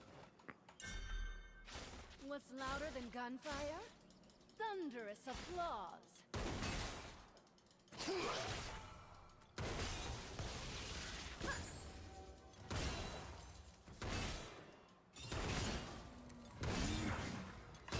That's how it's done.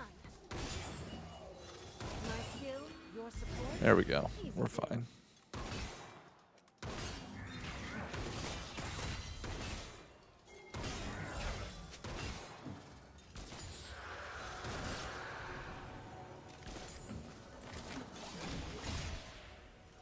The best gunslinger for the best.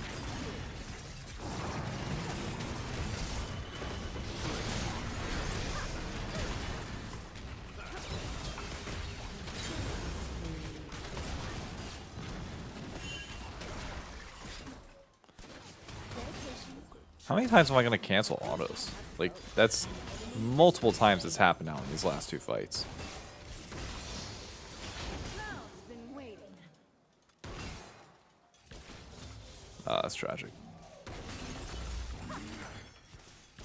That's fine. We're still crushing this wave, crushing this lane. Knock 'em dead. I run a tight ship. We wake up and win. Do it again.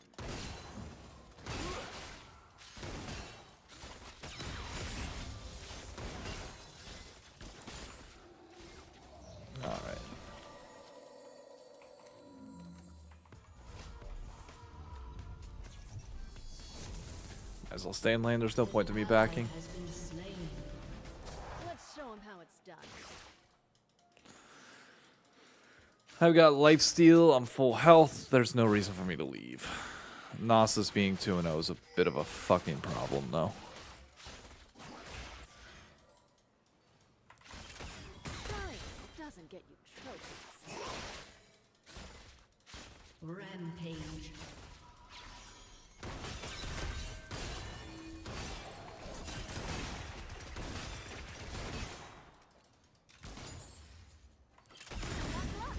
Here, wave the white flag.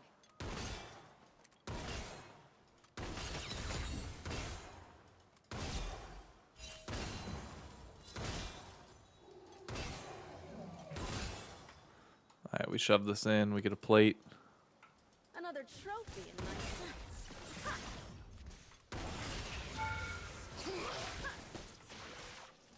Does Jinx have TP? How'd she get back so quick? Well, no, I guess you don't need TP to get back to lane that fast, especially when she's got boots. Go for the gold.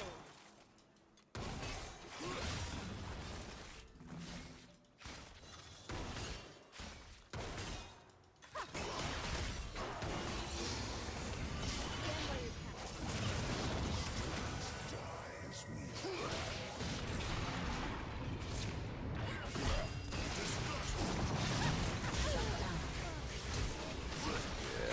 That's tough.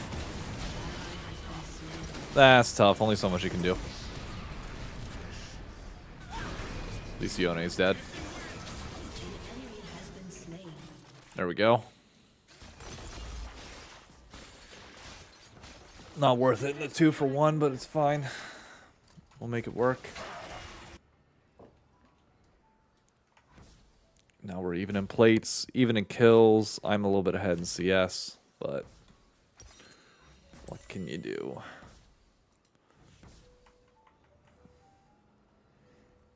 It isn't the strong that survive. We become strong by surviving.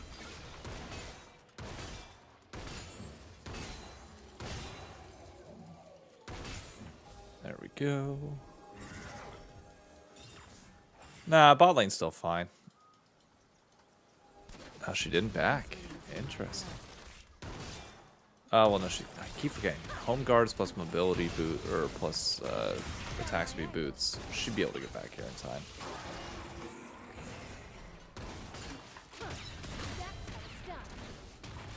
Play like you want to win. Alright. How much are these boots? 700? Alright, 1075 is the gold that I back with.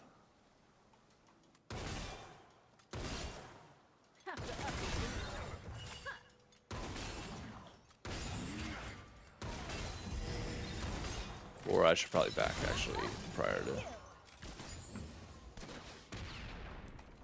I've got my eye on you, team. You know what? Item-wise, we're fine. I don't need to.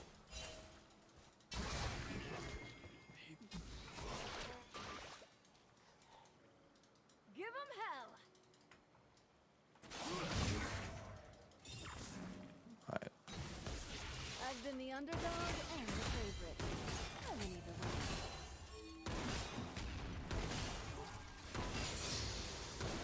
That's more like it. There we go. We push them off. We get this for free now.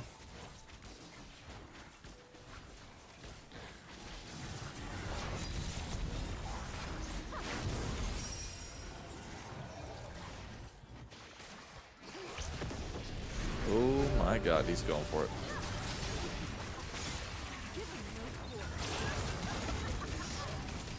I should have waited for the Tom Kench swallow.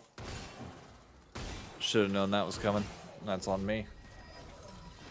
Shut down.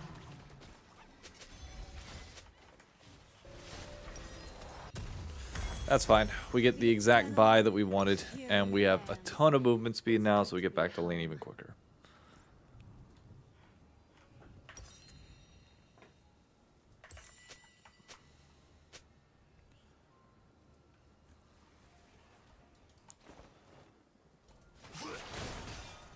This champion championship is ours.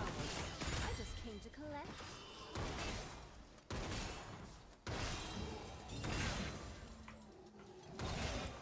There we go. An ally has been slain. Trust your aim, and the crew will fall. There we go. Plate. Thank you.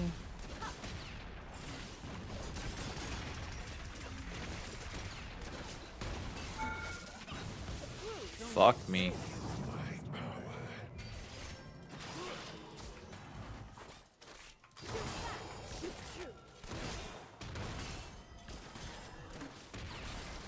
Bro, why are so many of my autos getting canceled? Takes a lot to reach the top. Even harder to stay there.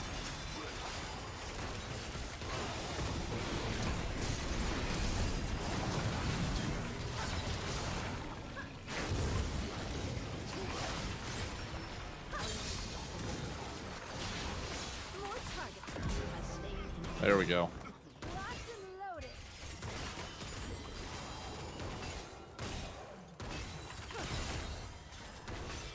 There we go. We should be able to get first tower out of this.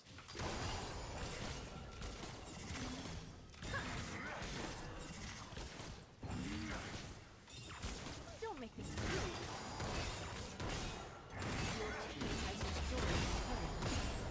Could've made it work. There we go. My crew's got this one covered. What's the second item everybody's going? Do you go IE? No, because you don't have anything to scale the IE off of. Would it just be... Oh, they're saying Collector, but Collector's a terrible item in this game for me.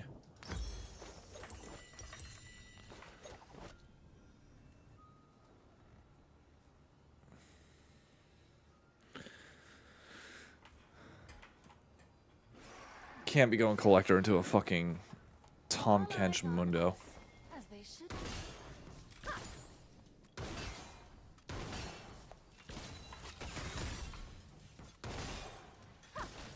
Ah. I want to die. Now I'm dead. Nothing to prove, everything to lose. Goodbye into Graves as well. Yeah.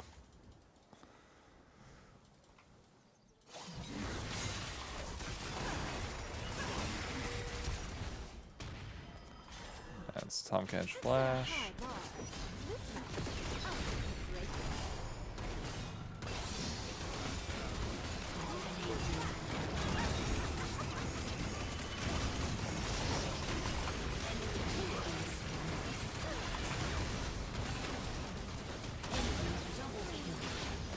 Yeah, that was a bad play on our part. 3v2 pushed up like that. Not a smart thing. Not a smart play. We should have went mid. Should have rotated. Well, it's a Lux, so she can't really do that. But we could go top. But Dragon's also up in 42 seconds, so probably not. Jinx gets tower now. And a ton of gold reset before the Dragon. Not great. Humble in victory, gracious in defeat, and ready to get what's. I mean, at least we get to push this out. What, 1250? Okay. I don't know if I would have smited that, but...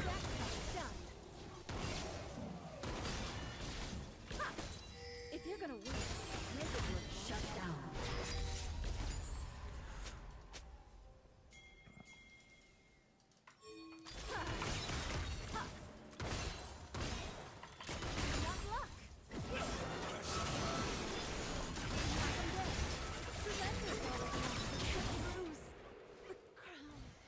Yone was somehow sitting in that bush the entire fucking time? Are you serious?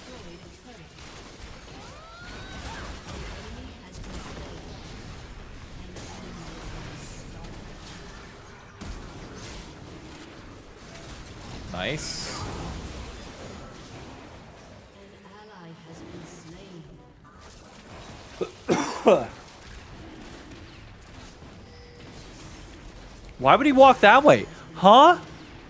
Bring out the big guns. Bro, you make no sense.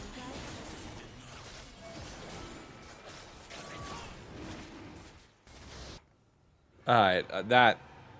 Bro, whatever.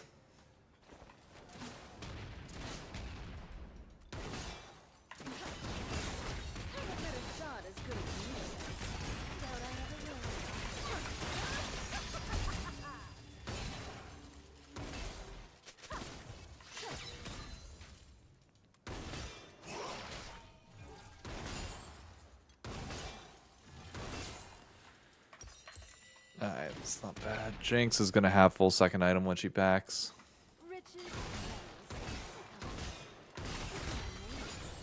Yeah, he flashed to get over the... to get over the wall into Baron. And then he didn't take the lantern out to rejoin Thresh. I expect the best for myself. For my enemies, not so much. Yep, she's 2 full items. Well, my enemies. Too fast, it's true. Oh, What's louder than gunfire? Thunderous applause. A captain ends a fight on. Enemy killing spree. fuck, fuck, fuck, fuck, fuck.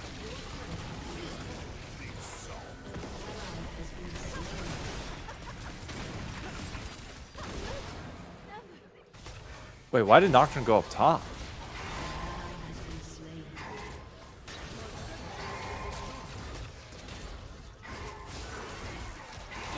Double kill. Ace.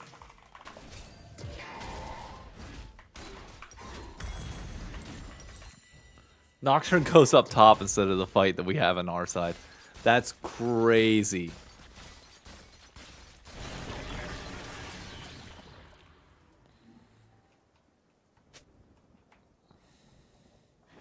The best gunslinger for the best crew.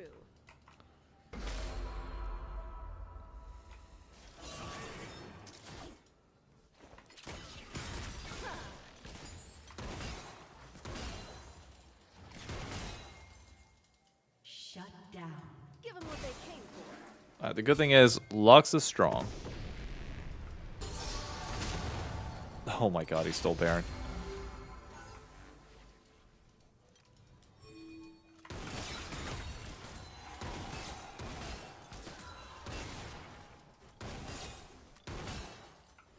And the crowd goes wild.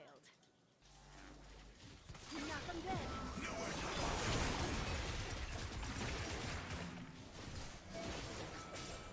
Hey, Billbang. Doing well on my side.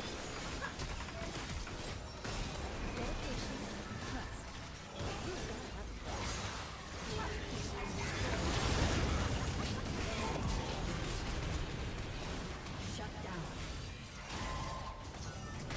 Better luck next. There we go. There we go.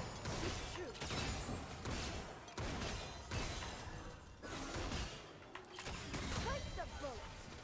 Start a few weeks for work. Pretty, honestly, pretty excited. Good.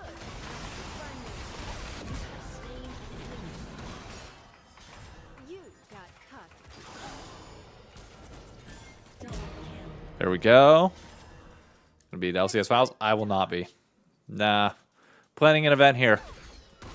OS is gonna be hosting us for finals, which should be fun.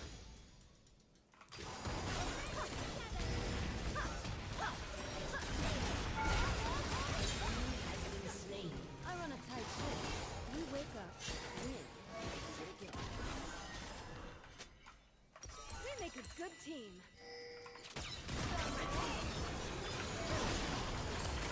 Rampage. Try to take it. You missed. Stay They thought. And now that's IE.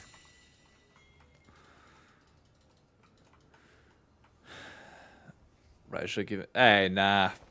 I ain't trying to get. I'm trying to be with the people, to be honest. The closer I am to the floor, the better. That sounds like fun to me.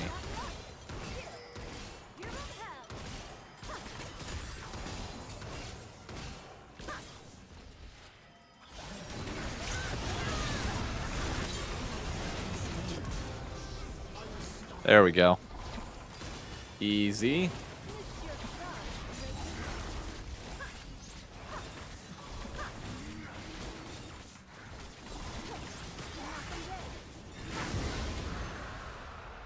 Okay, Jinx, you thought that rocket was gonna get it? Sure. I respect it. Send him home.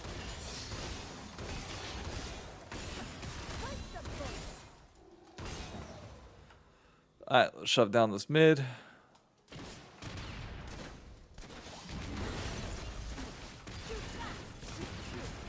Another trophy.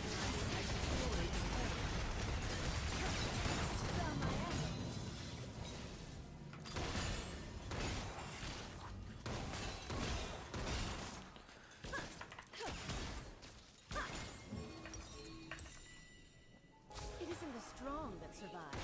We become strong.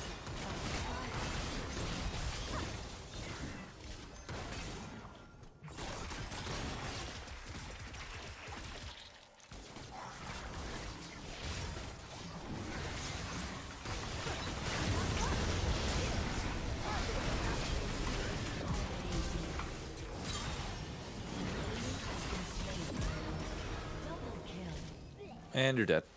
An ally has And that's probably game. I'd be surprised if they don't surrender right here. Always bet on a certain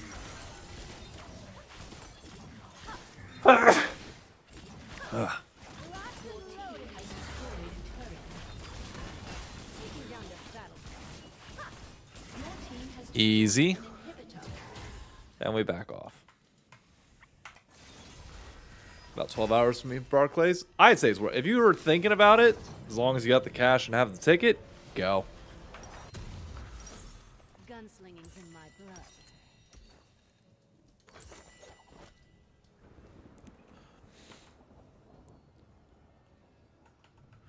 Thank you. Alright, we got mid pushed. I've been the underdog and the favorite. Alright, there's that.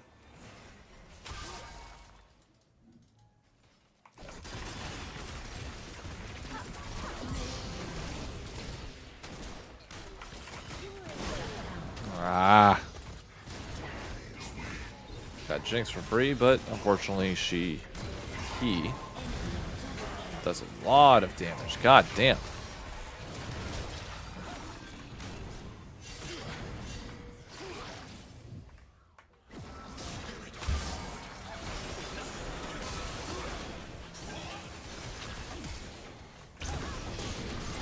How long until her ult? Not long enough.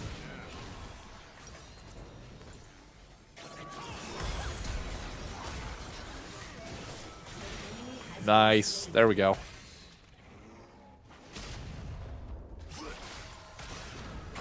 Oh my god, nice Lux ult. Oh, hell yeah, come on. The adrenaline, the cheering fans. It's Moving from Toronto to Vancouver? Yep. Atlanta or something. Bruh, it still annoys me that they're doing everything in Texas prior to finals.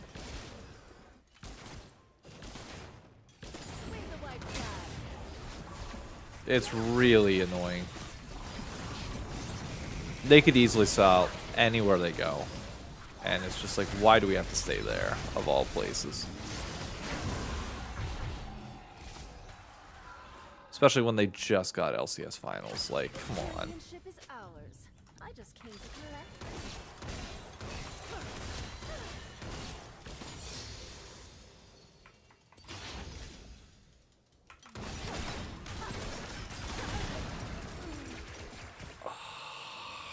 Fucking... That's crazy that my 4 items doesn't beat his 3.5.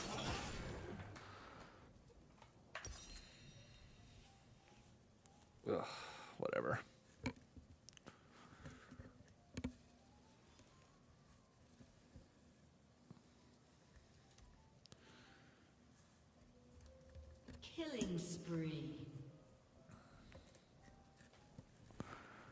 You know what, I'm just gonna go Hubers. Go both.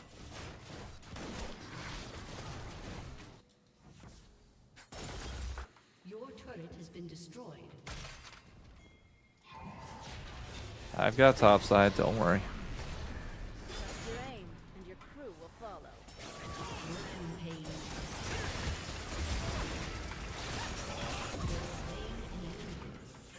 Bye-bye. Hope that was fun for you. Because it was fun for me. A crew's only as great as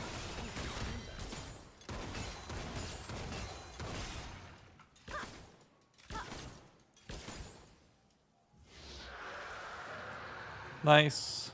Another ocean dragon. Go to the goal. Unstoppable. 2 more kills bot side. That's an ace. And we got top and bot wave pushing. Destroyed a turret. Play like you want to win.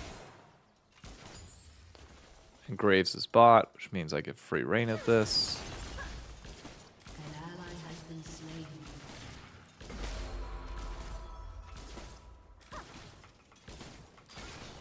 Your team has destroyed a turret. Shut down. Your team has destroyed a turret. Dominating. I prefer a move. Your team has destroyed an inhibitor. Your There team we go.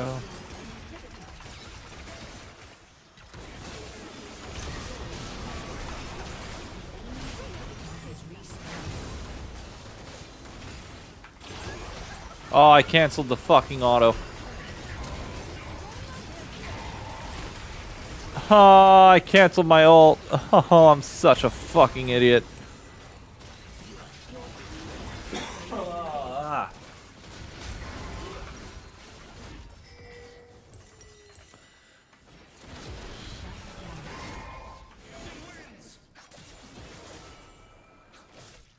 Ugh.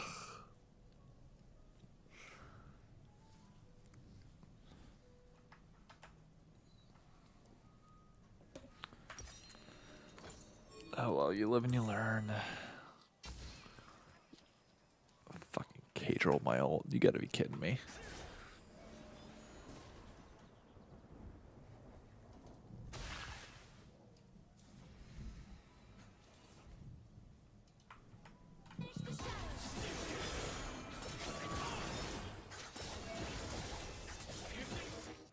Takes a lot to reach the top. Even harder to stay there. Alright. We got all 3 of these pushed. We got all of their inhibitor towers down. Why don't we just end the game?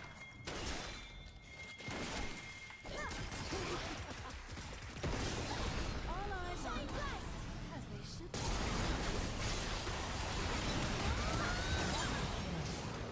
There we go. End straight down mid. Time.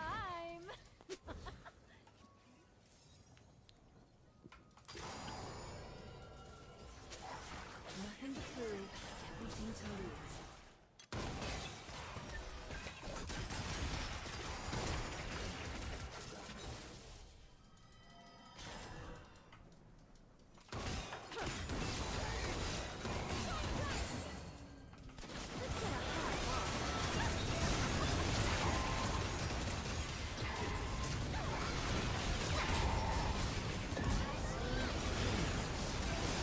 Get the kills.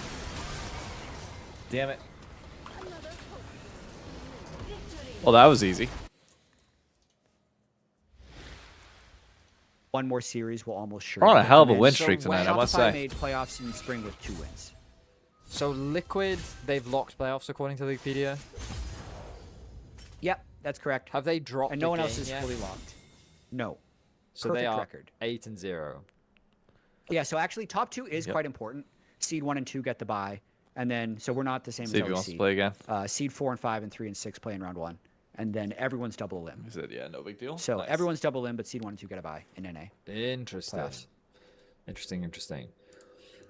Okay, so I need to tell you about the Ultimate Grudge Match Bowl too, but I'll let you ask your question. yeah, I mean, the thing I'm mainly interested in is like, so Liquid. Is he gonna you play know, again? We've established them and KC just top of the table, run the league. I don't Yep. need to hear a lot of opinions about Liquid. That's not really important to me. Yeah. Because it's basically just going to be One glazing. more. Quid is currently still your MVP, right? Probably. Yep. So like we have a very clear parallel between Liquid and KC. I feel as of Yep. right now, and they've beaten Cloud9 already. Yep. That was the first match, which means that Lion Yep. will be their only other quote-unquote. They'll play Lion Shopify in Mexico. Yeah, okay. Yep. Which we expect Shopify to be pretty one-sided for Liquid. Yeah, I think And so. then Lion, if Inspired's back, is going to be obviously the highlight of the weekend, probably.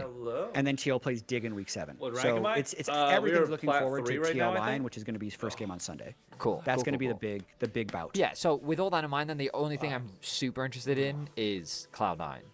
Like, Yeah. because they're They- currently, after their defeat, it seems that they are on track to come back.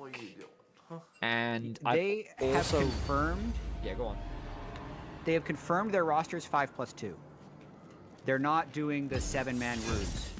So it's possible that we could see 7, but Vulcan said on pros that they haven't been scrimming with 7.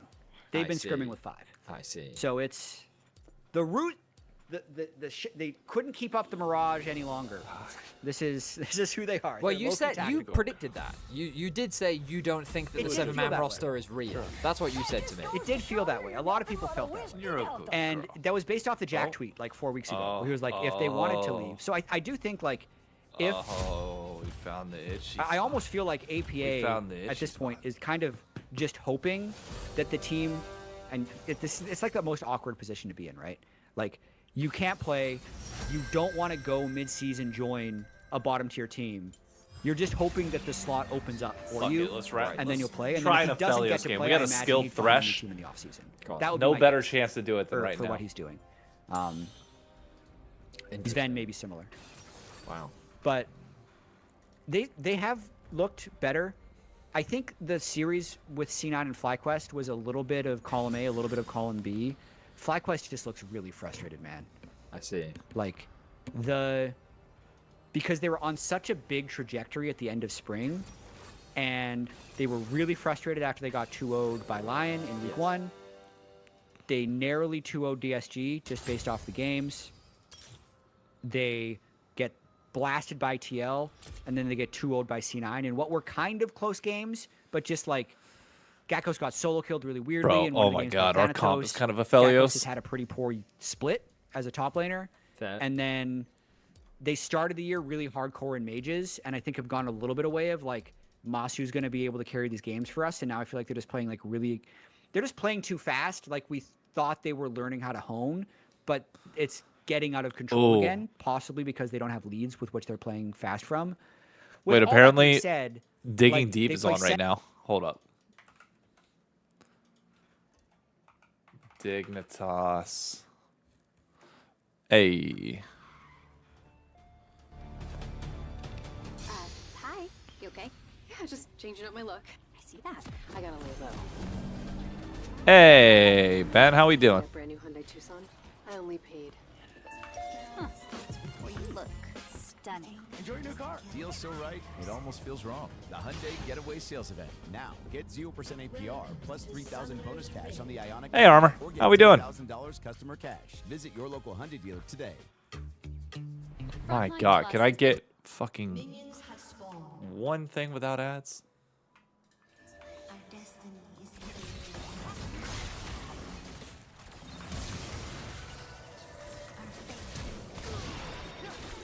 Oh my God. Enemy double kill. Out of darkness, the moon is born anew. Well, this game took a turn for the worse.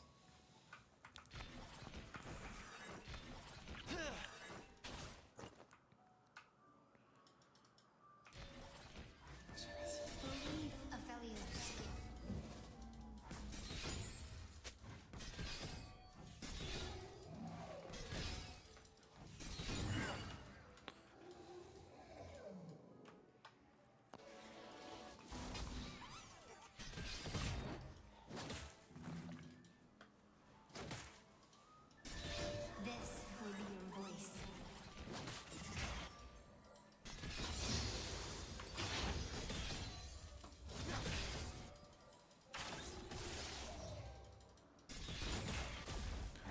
Alright.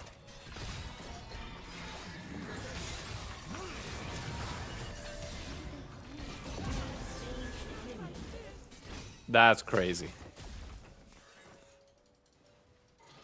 That's crazy that he would even try that.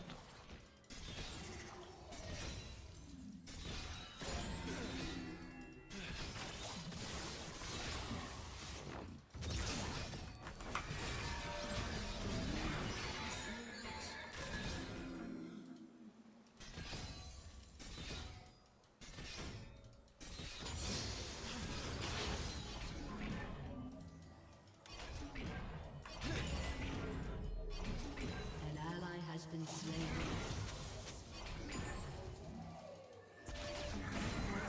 Alright, and we back off on that.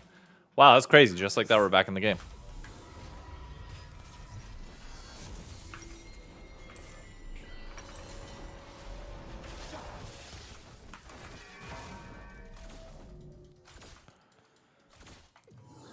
I can't back now.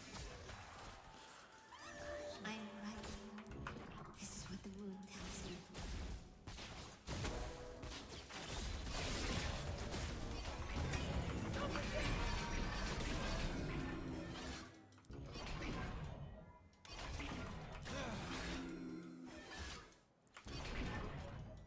That's fine. Light. Actually, with how good of a lane this is, I could also go Yuntals if I truly wanted to.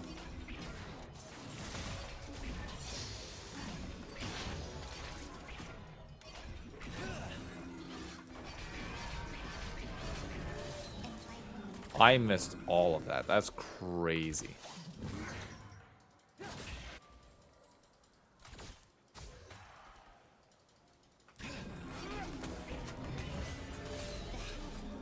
Perfectly balanced.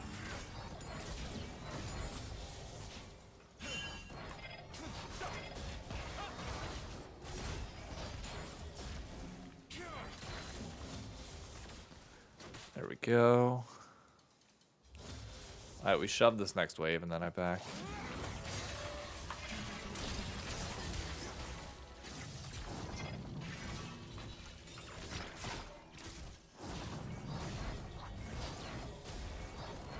An ally has been slain.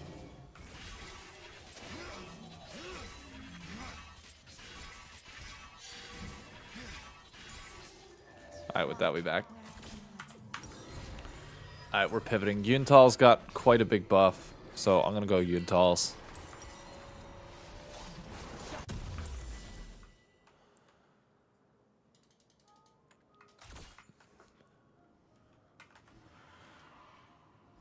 The #1 name in flea and tick protection.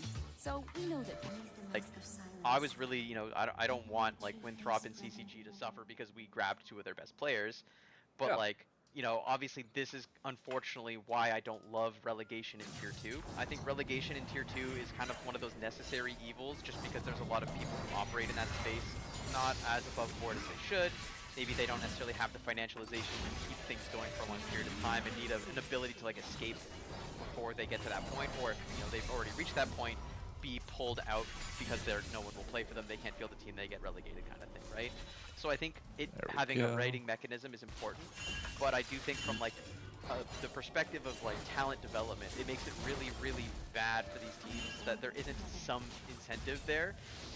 Like some of these teams do get some, you know, amount of money for these transactions, right? Like I'm sure, like, you know, Conviction and others like aren't going to let these players go for free after they go on these good runs, but they're not going to make it so expensive that the player can't go, right? They're just trying to get something, some crumb.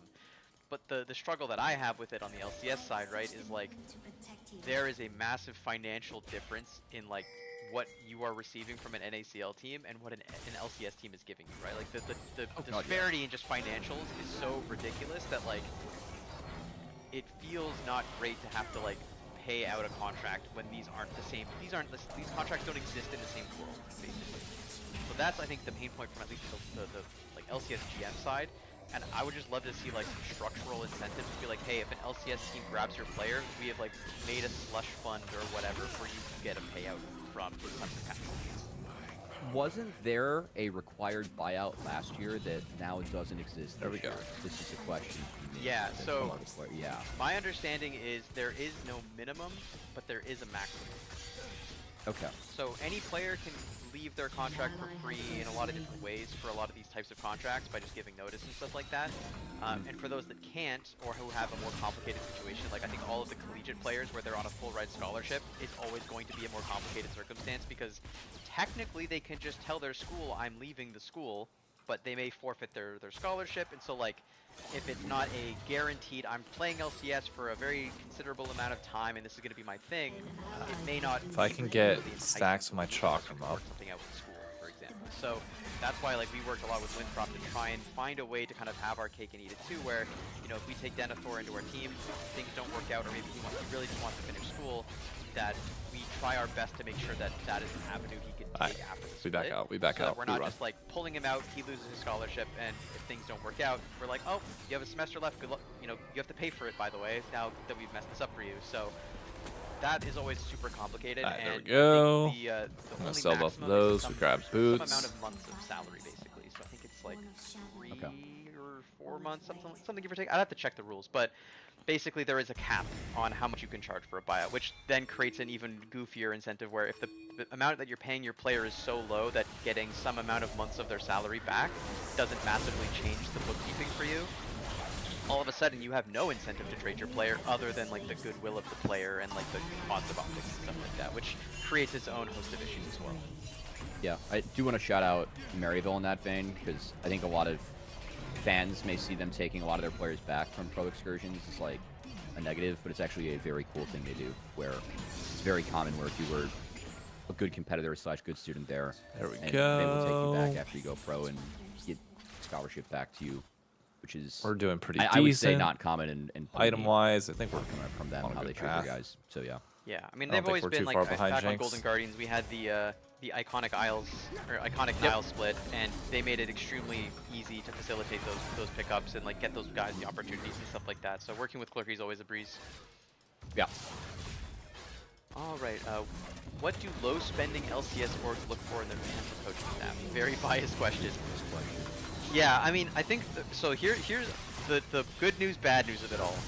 I think coaching in Tier 2 is a dramatically different skill set than coaching in Tier 1. Because most of the time in Tier 2, it's the coach, a manager if you're lucky, and the 5 players in a Discord server. Maybe there's like an owner in there who just kind of exists to like see what's up and follow along because they're paying the bills. But for the most part, it's basically you and your 5 players locked in a Discord call, trying so hard to make anything happen because online there we is go. so difficult to Look navigate. at back. And that is an extraordinarily different skill set than you're in person. You have support staff that you must delegate things to because you simply can't do it all anymore. You have a GM that is going to work with you daily, and you're going to basically get reviews, feedback, and have conversations with this person and work with them in a collaborative way, even though they're not a coach that you kind of have authority over, right? This is like your boss that exists in a more businessy environment in spite of the fact that it's still esports and you're a coach.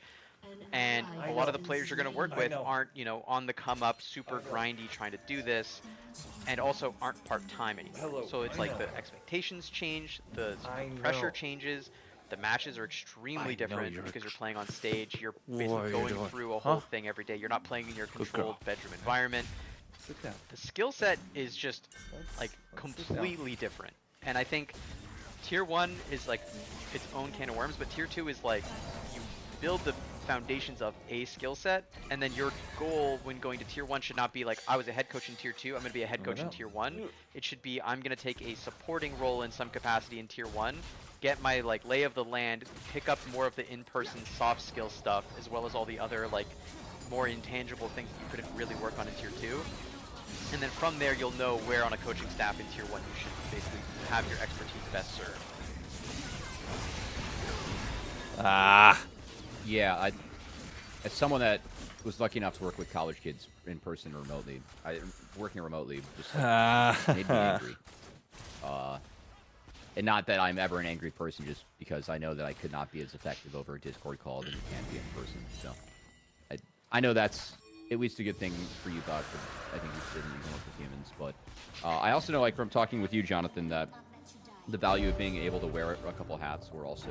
I want to ask a analysis question to of them, but I hats. don't quite know what to ask. We were talking about your staff. You were talking about how data, like, it was Yeah, kind so of like our- being handled. Our assistant Yeah. coach Emmy has basically put together like a website that uses like the API tools that we have access to as a team, and like not a lot of coaches are going to go out of their way to build that skill set and stuff like that. So at least from my perspective, like there's also a lot of hats to wear in that.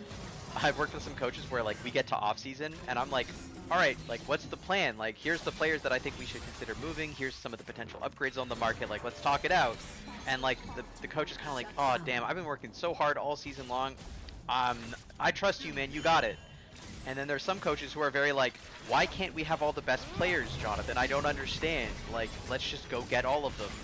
And it's like, okay, well, not every team is the go and ball out team. Like, you have to understand like the purview and the scope of your team, and then also like be a part of the interview process. You need to like be bought in on the players that you're potentially getting, as well as kind of help weed out some of the players who might try and say like the right things to the manager, but like maybe they don't pass the Oh vibe no, check I or was a so coach close. doing a more, Nice, nice. There we go. in-game Come on. knowledge kind of check as they do a bond review with them or something. So for me, it's like it's important that your coach is able to tick all the boxes. There not we go. Just the like active day-to-day coaching stuff, because the role is not a like seasonal one, in that in between seasons there is still stuff to do, even if there is still some vacation time to be had. An ally has been slain. That's interesting. I wouldn't have put all that together. Yeah, I've sat through a couple of the systems that coaches go through in terms of like rubrics, because I interviewed to do a one of the LCS teams was doing a kids camp. They wanted to like bring kids out and have them do like a 1-week boot camp, and some of them would be good gamers, some wouldn't. So I went through a coaching interview for that, and that was kind of fun.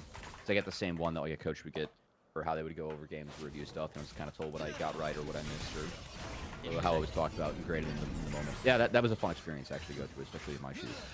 So yeah. It's an interesting one. I think it's a shame there aren't more programs like that that are available, where like people are actually able to interact with a lot of the LCS coaches, and I wish there was more that could be done. Ooh, okay, hang on. There's a new question hot off the presses from David Shynock. If you could host a dig homestand anywhere in 2027, budget no problem, where are you going?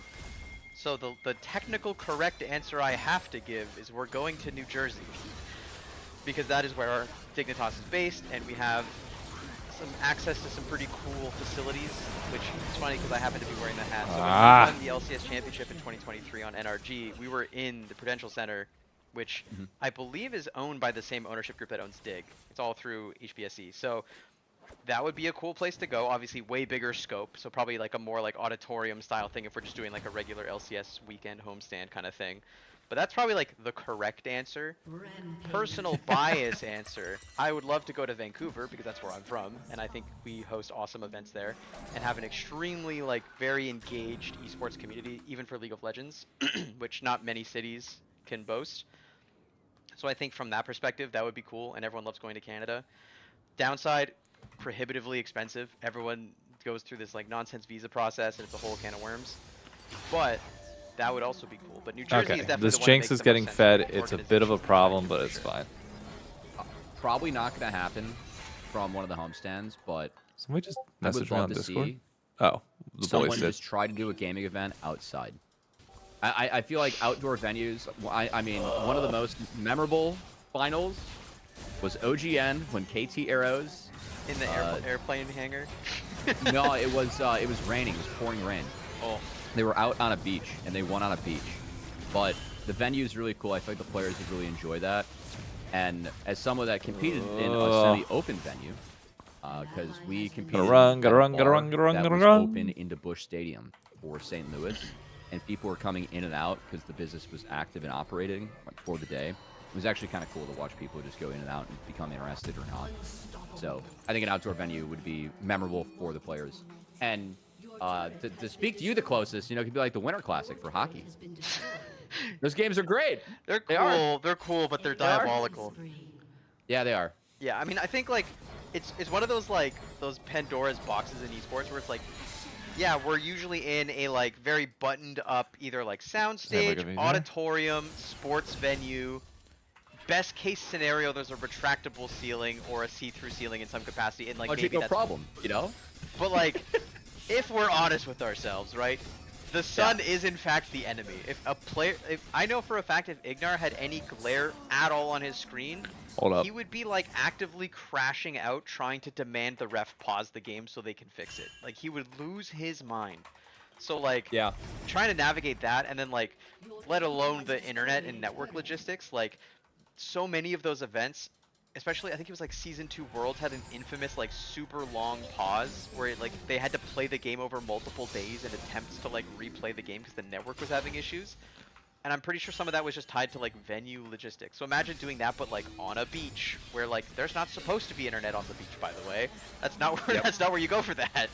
So I think it would be cool, but it's just one of those like there's a reason I might be able we to take this haven't. tower. And I think the closest to a way you can make it work is like do the old like OGN style boots where like the players are contained inside of a box where you can like have maybe some glass tinting or something to minimize the glare and like maybe you can do little that. overzealous It'll on look a my little part. freaky if you have like staged little boxes full of gamers on a beach with like, you know, fold out chairs or something, but like you could do it in theory.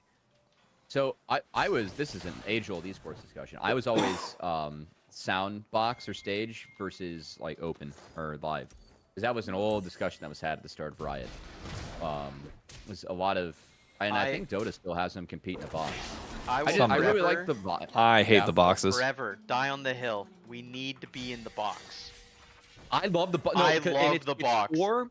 It is for the moments where you interact as a team. I really like how they draft in Dota. The international is going on right now, and I try to watch it because, you know, it's the other successful MOBA, and it kind of adds the puzzle of figuring your MOBA back to me, which I find fun.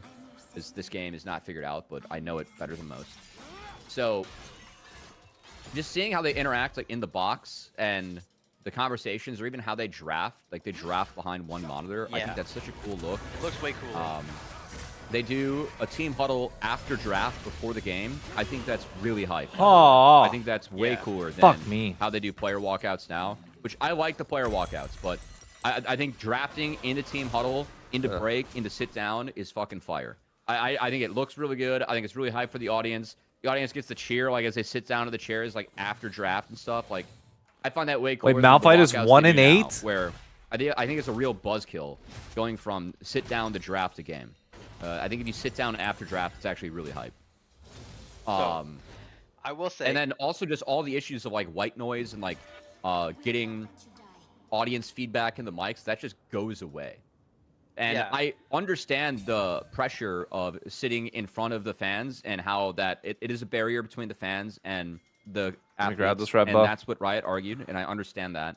I think the moments you get as a team within the box are really valuable, and you can do some really cool stuff within that. Like outdoor venues, which, by the way, the last time I feel like they were in a box would have been, the closest we would have got to this would have been 2020 Spring LCS Finals, no?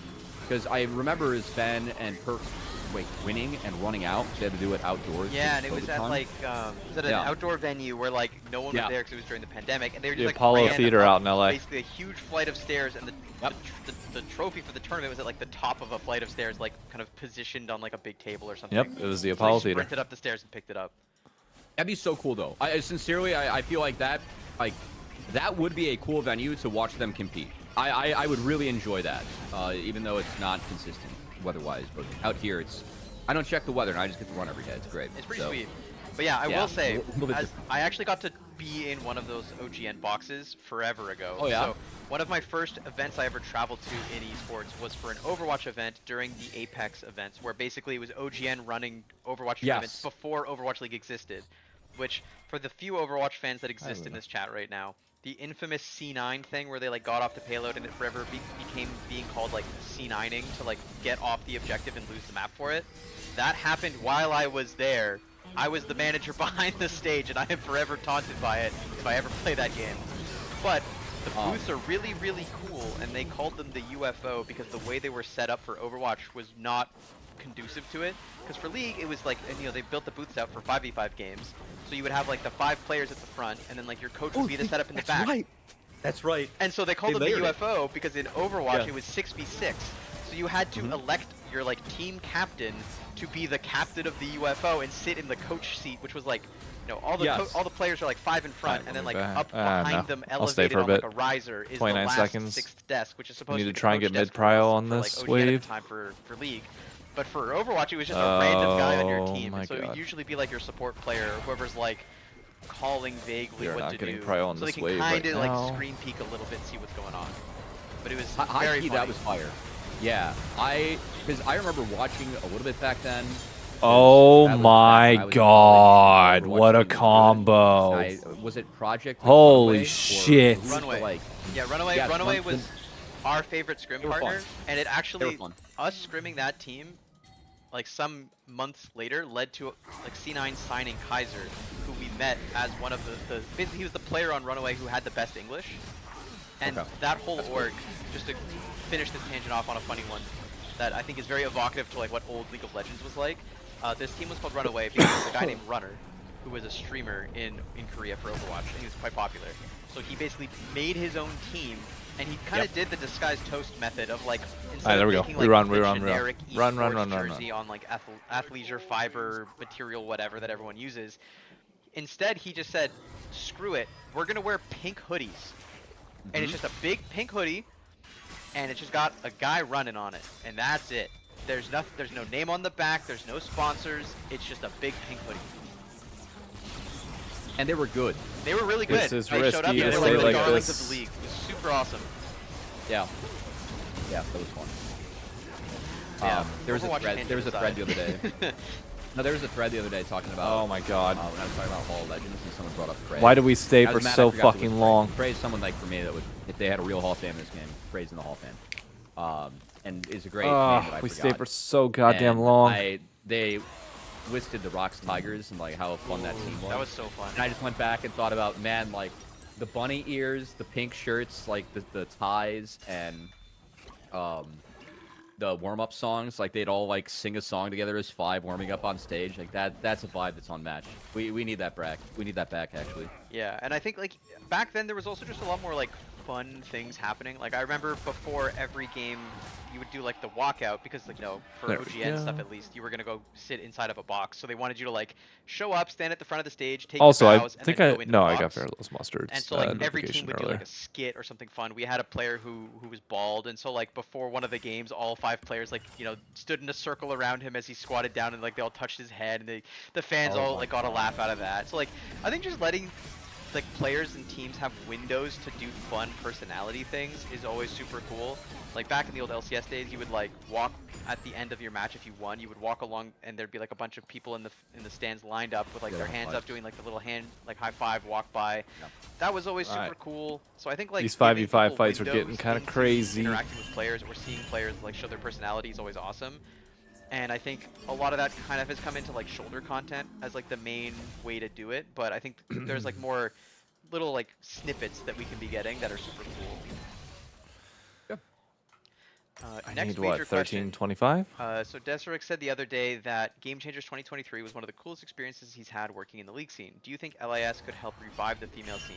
With all Game Changers doing so well and this event getting so much push and good reception, I'd love for Riot to see it as a chance to take leadership. Okay. You want There's to start with this one? There's a lot of layers here. I'll let you go first, and then I'll bring it home with all the unfun realities at the end of it. Yeah. So, 2023. I remember Eric was in the audience for that, and I was lucky enough to Shit listen. out. Oh fuck! I'm too I think far about on that it. event a lot because I enjoyed it because I'm not an expert on that space. And it was fun to walk into a space where I wasn't the expert and try to learn a lot about everyone competing and then bring my expertise for the game to people competing to try and do them the most justice I could. I enjoyed that event, but I think part of the reasons why it was a lot of fun is something that you get a vibe in the studio. Oh, I'm not there. Is I was lucky enough to work Seagull for a couple years when they came out from the studio. And if you talk to anyone behind the scenes in the studio that week, I need, what, that was 1325? one of our favorite weeks of the year because everyone was just so happy to be there and having so much fun. and was really I don't appreciative, think like Aesol generous, can do and anything supportive there. of the Aesol, you got to experience. get out, brother. And of course, the pros are really good behind the scenes with everyone that works, and there's a relationship there. But that's a different level of competition. This is their routine. They're doing this every week, and they're there to win. Not that Collegiate or Game Changers isn't, but it is special going out to the spot where you watch the pros compete, to do that yourself the first time. And I think that that is something that it's an aura that you feel in the building. As someone that has been lucky enough to work the dev events and LCS once or twice, I think that that was brought into the audience, and the audience for Game Changers was really fun. Like the chants they're doing that year, they had to come up with their own brands as a team. I do have enough for IE. I should probably back. Themselves. Like they had chants going on, and the audience was having a lot of fun with it, and everyone was pretty invested. And the audience was louder than your usual LCS day. But again, it's a special event. It's a one-off, right? So 13 I seconds. I can get there I in will time. speak to how cool it was getting the opportunity to work that event and the very unique aura and vibe it On brought the to the arena, way. which was cool. In terms of doing events like this, I love the fact that Blue Water's doing this. They've gotten sponsors involved. They've gotten teams that have LCS teams involved to sponsor these teams, and they put together an event that enabled a lot of people to compete, and then hopefully gets more competitive as we go. We just went from OQs to now Nice. the top 8, and we're going to play our way through the 2 groups from this weekend, which kicked off this weekend, the top 8 teams. I don't know a lot about the math or the science behind running what is going There we into go. running this event, but there is a lot of money that goes into running these events, and I think the biggest thing that we can hope for is that we put a good event on for everyone, just as a broadcast that hopefully attracts sponsors, that everyone has fun competing in, to give Blue Water, LAS, and anyone that decides to help this iteration of the event out for another one. Because at the moment, I think the fact that a single one-off event was put together, it was huge, and shout out to Bully and the Blue Water people who Bully's been talking to me about this since January in terms of something that they really wanted to do in this space. So they deserve a lot of credit for taking the steps necessary to get this off the ground with partners they had involved at the start. But I think making All right, we gotta run. him a reason to do this again that makes sense from a financial reality is probably what Jonathan's going to talk about. This is... And I think the most important part for helping to have a scene we're going. where these folks can compete. So I don't know. I think that my thing about the female scene is that I really believe that in gaming, if you are good enough, that everyone should compete at the same level, like regardless of who you are. I mean, I've gotten my ass whooped by someone in a powered chair in this game. And when I met him afterwards, shout out to Will, I talked to him and he's like, bet you didn't think I was in a powered chair, huh? His name is always Sideboard, so he's got a great sense of humor. But there is an element of equality in this why game did we that go I in feel there? like There was no is reason kinda on the to. teams and everyone involved to push, and I'm really glad that LAS exists where these individuals feel comfortable about competing at the highest level. But also, I really hope that they're able to break the barrier, because for me, the barrier just should not exist in this game. And I feel like there are elements behind the scenes that exist for that. So I think for me, the biggest hope is that this tournament does well enough to run again. But I also really hope that we have a couple players that at least try to break the barrier. Because some have tried in OQs in the past. When we had 16 teams in NACL, Mio was competing. So I think that that's something that they probably got Baron off I of hope that. exists, and it's difficult to do, and these events exist because of that. But Yep, he's also on his way. just They're that definitely is how gonna you get Baron compete for this that. game and how it functions, and I would love to see someone go for that because I feel like that'd be great for everyone. Yeah, exactly. And I think the hardest part Malphite of all of steal? this, like the nail on the head, is like Nothing. there isn't an inherent barrier in the sense of like, you know, there's no physicality to this. Like anyone is truly equal no matter circumstance. But there's obviously the elephant in the room, and events like LIS exist to try and kind of help people push past that ceiling and break through the glass to get into the tier 1 space and basically give everyone that opportunity to play. Obviously, not having a circuit like they do in Valorant makes it infinitely harder. I think there was moments in the Valorant scene where there were players who were in the Game Changer circuit, kind of like the top of the top teams, who were getting offers on some of the kind of lower level teams, and they did eventually take them and break that glass. And so like, it's very much been proof of concepted in other games that like these players can be amazing regardless of background and any of that stuff. So like having a women in marginalized gender space like LIS and the Game Changers and all the other equivalents is super important, because these are, you know, a massive percentage of players that like want to be engaged in this space and want to play, but they simply Come don't really on. have the We're ability so to close get to in being as able to easily as the men do. So make this for me, I work. love having events like this. The downside has always been the financial reality and the support. I think when Game Changers first started, it didn't come out of the box as like an immediate like fan favorite hit that everyone is going to like gravitate towards and watch immediately, right? It took I some gotta go time grab to the like stop prove side. like not only is this product cool, but it's here to stay. Dragon's and we're up gonna in invest a in it, and minute. we're gonna do all the right things, and this is gonna be fun, and everyone's gonna buy into this. And then eventually, it became a build it and they will come thing. A lot of fans became super engaged with the product. They followed a lot of the teams, Alright. especially as a lot of the teams Full like, crit, at the top, full especially build were pretty a little much. more like long-term continuation rosters, so people could become attached to like their favorite players on rosters. And then if that player ever changed, it became like a blockbuster moment, and it became one of those things where like there was a lot to engage with. The downside is that can only really happen at like the scale of like a Riot circuit that they operate, unless they're willing to give like the keys to someone to basically drive a full circuit by themselves. So from my perspective, I would love to see a like full-on circuit, whether it's online or otherwise, with like a LAN finals at the end of the year to culminate everything, and then build from there. If Alright, as, we like, can get the starting pacing on point. this. I'd love for that. Obviously, I think Blue Water's kind of taken the initiative upon themselves, being like, hey, that doesn't exist yet, so we're going to like manifest the want for that by running this event, and I think that's amazing for them. I will say I would have loved a little more heads up so we could have picked up a team.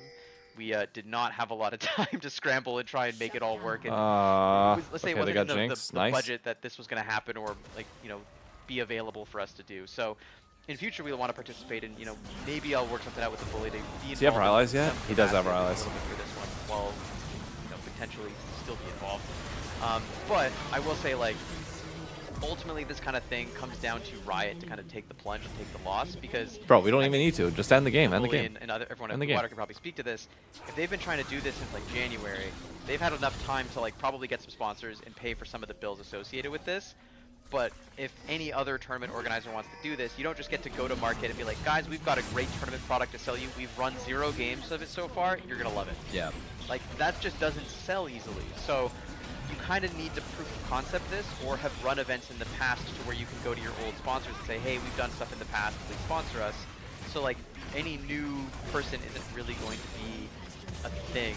You know, you kind of need to, you kind of have to build it first. It's almost like a chicken and the egg thing, right? Like, you need a successful broadcast to get sponsors, but you need sponsors to pay for the broadcast. And so like, you just have to do one of them without the other and hope for the best, and you can't just have sponsors for free. Why So the option is run a oh my broadcast God. until it's big enough to get sponsors, and accept that like it's gonna not necessarily be a moneymaker at the beginning, or you're kind of stuck not running one at all. So I think, from my perspective, Riot is usually the best person to kind of prop that up a little bit, at least on the financial side, and then eventually, if they pick the right partner, How then the that can fuck be did we not something end that? really cool in the long term.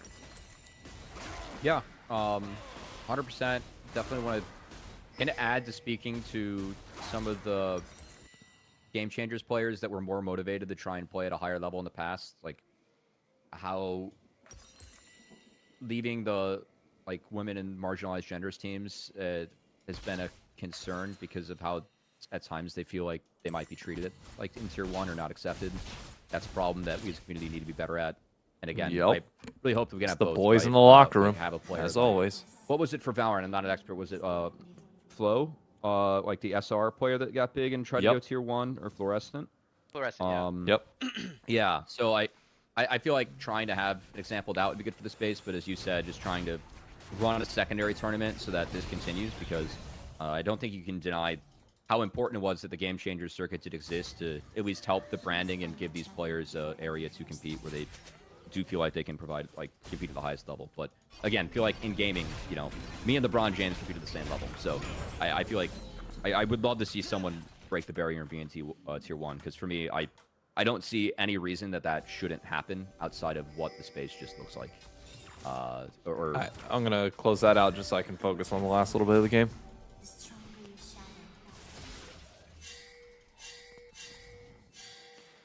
Yes, we need to be pushing up top side.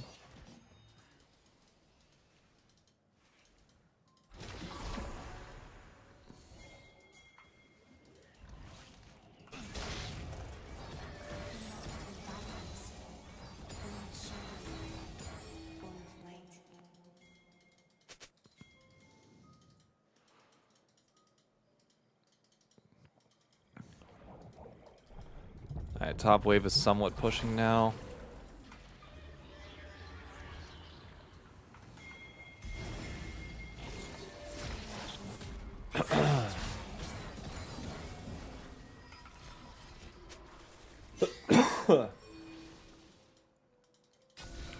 no, no, no, no, no, no, no, no, no.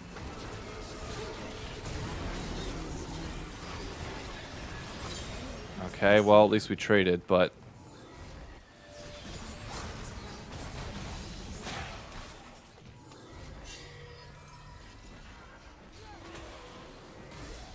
Oh, they're fighting this. Oh, they're fighting this. I don't like this at all.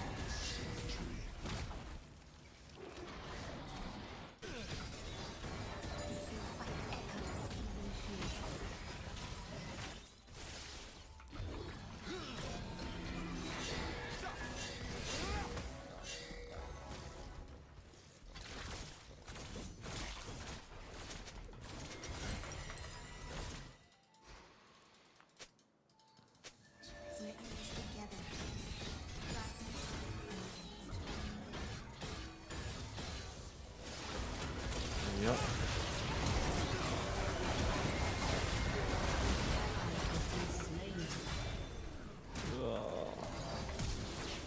Ah, fuck. I should have flashed over that wall. Second I had the chance.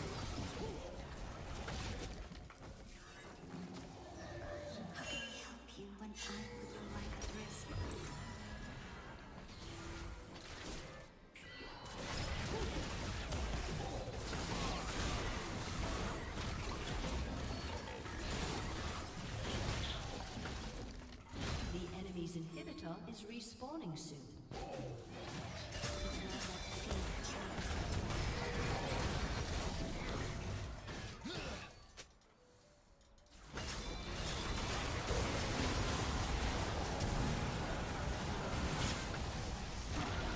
Oh, no. Oh, Jinx gets a panel kill and ends the game. Fucking Christ. Ugh.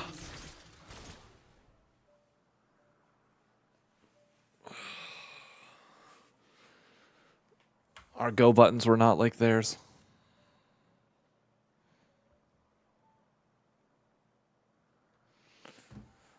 God damn it. Come on. Yeah, fuck. That might be game. Well, no, they went to dragon, so it's not ace. Or it's not game, but...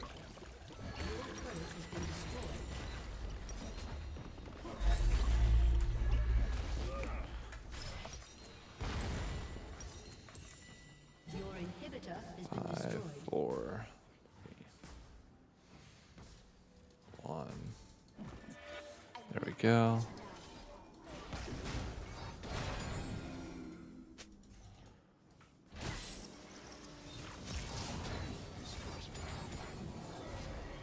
Alright, let me...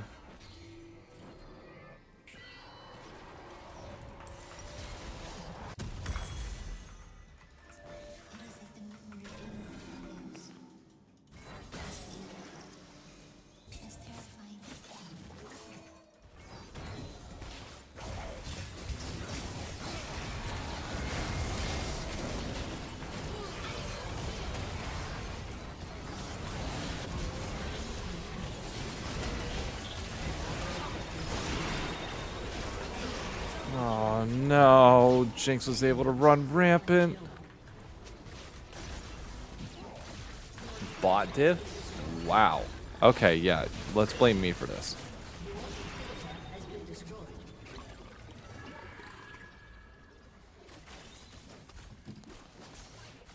Your turret has been destroyed. And of course, fucking slammed on both sides. Alright, folks, I gotta go. I gotta let the dogs out.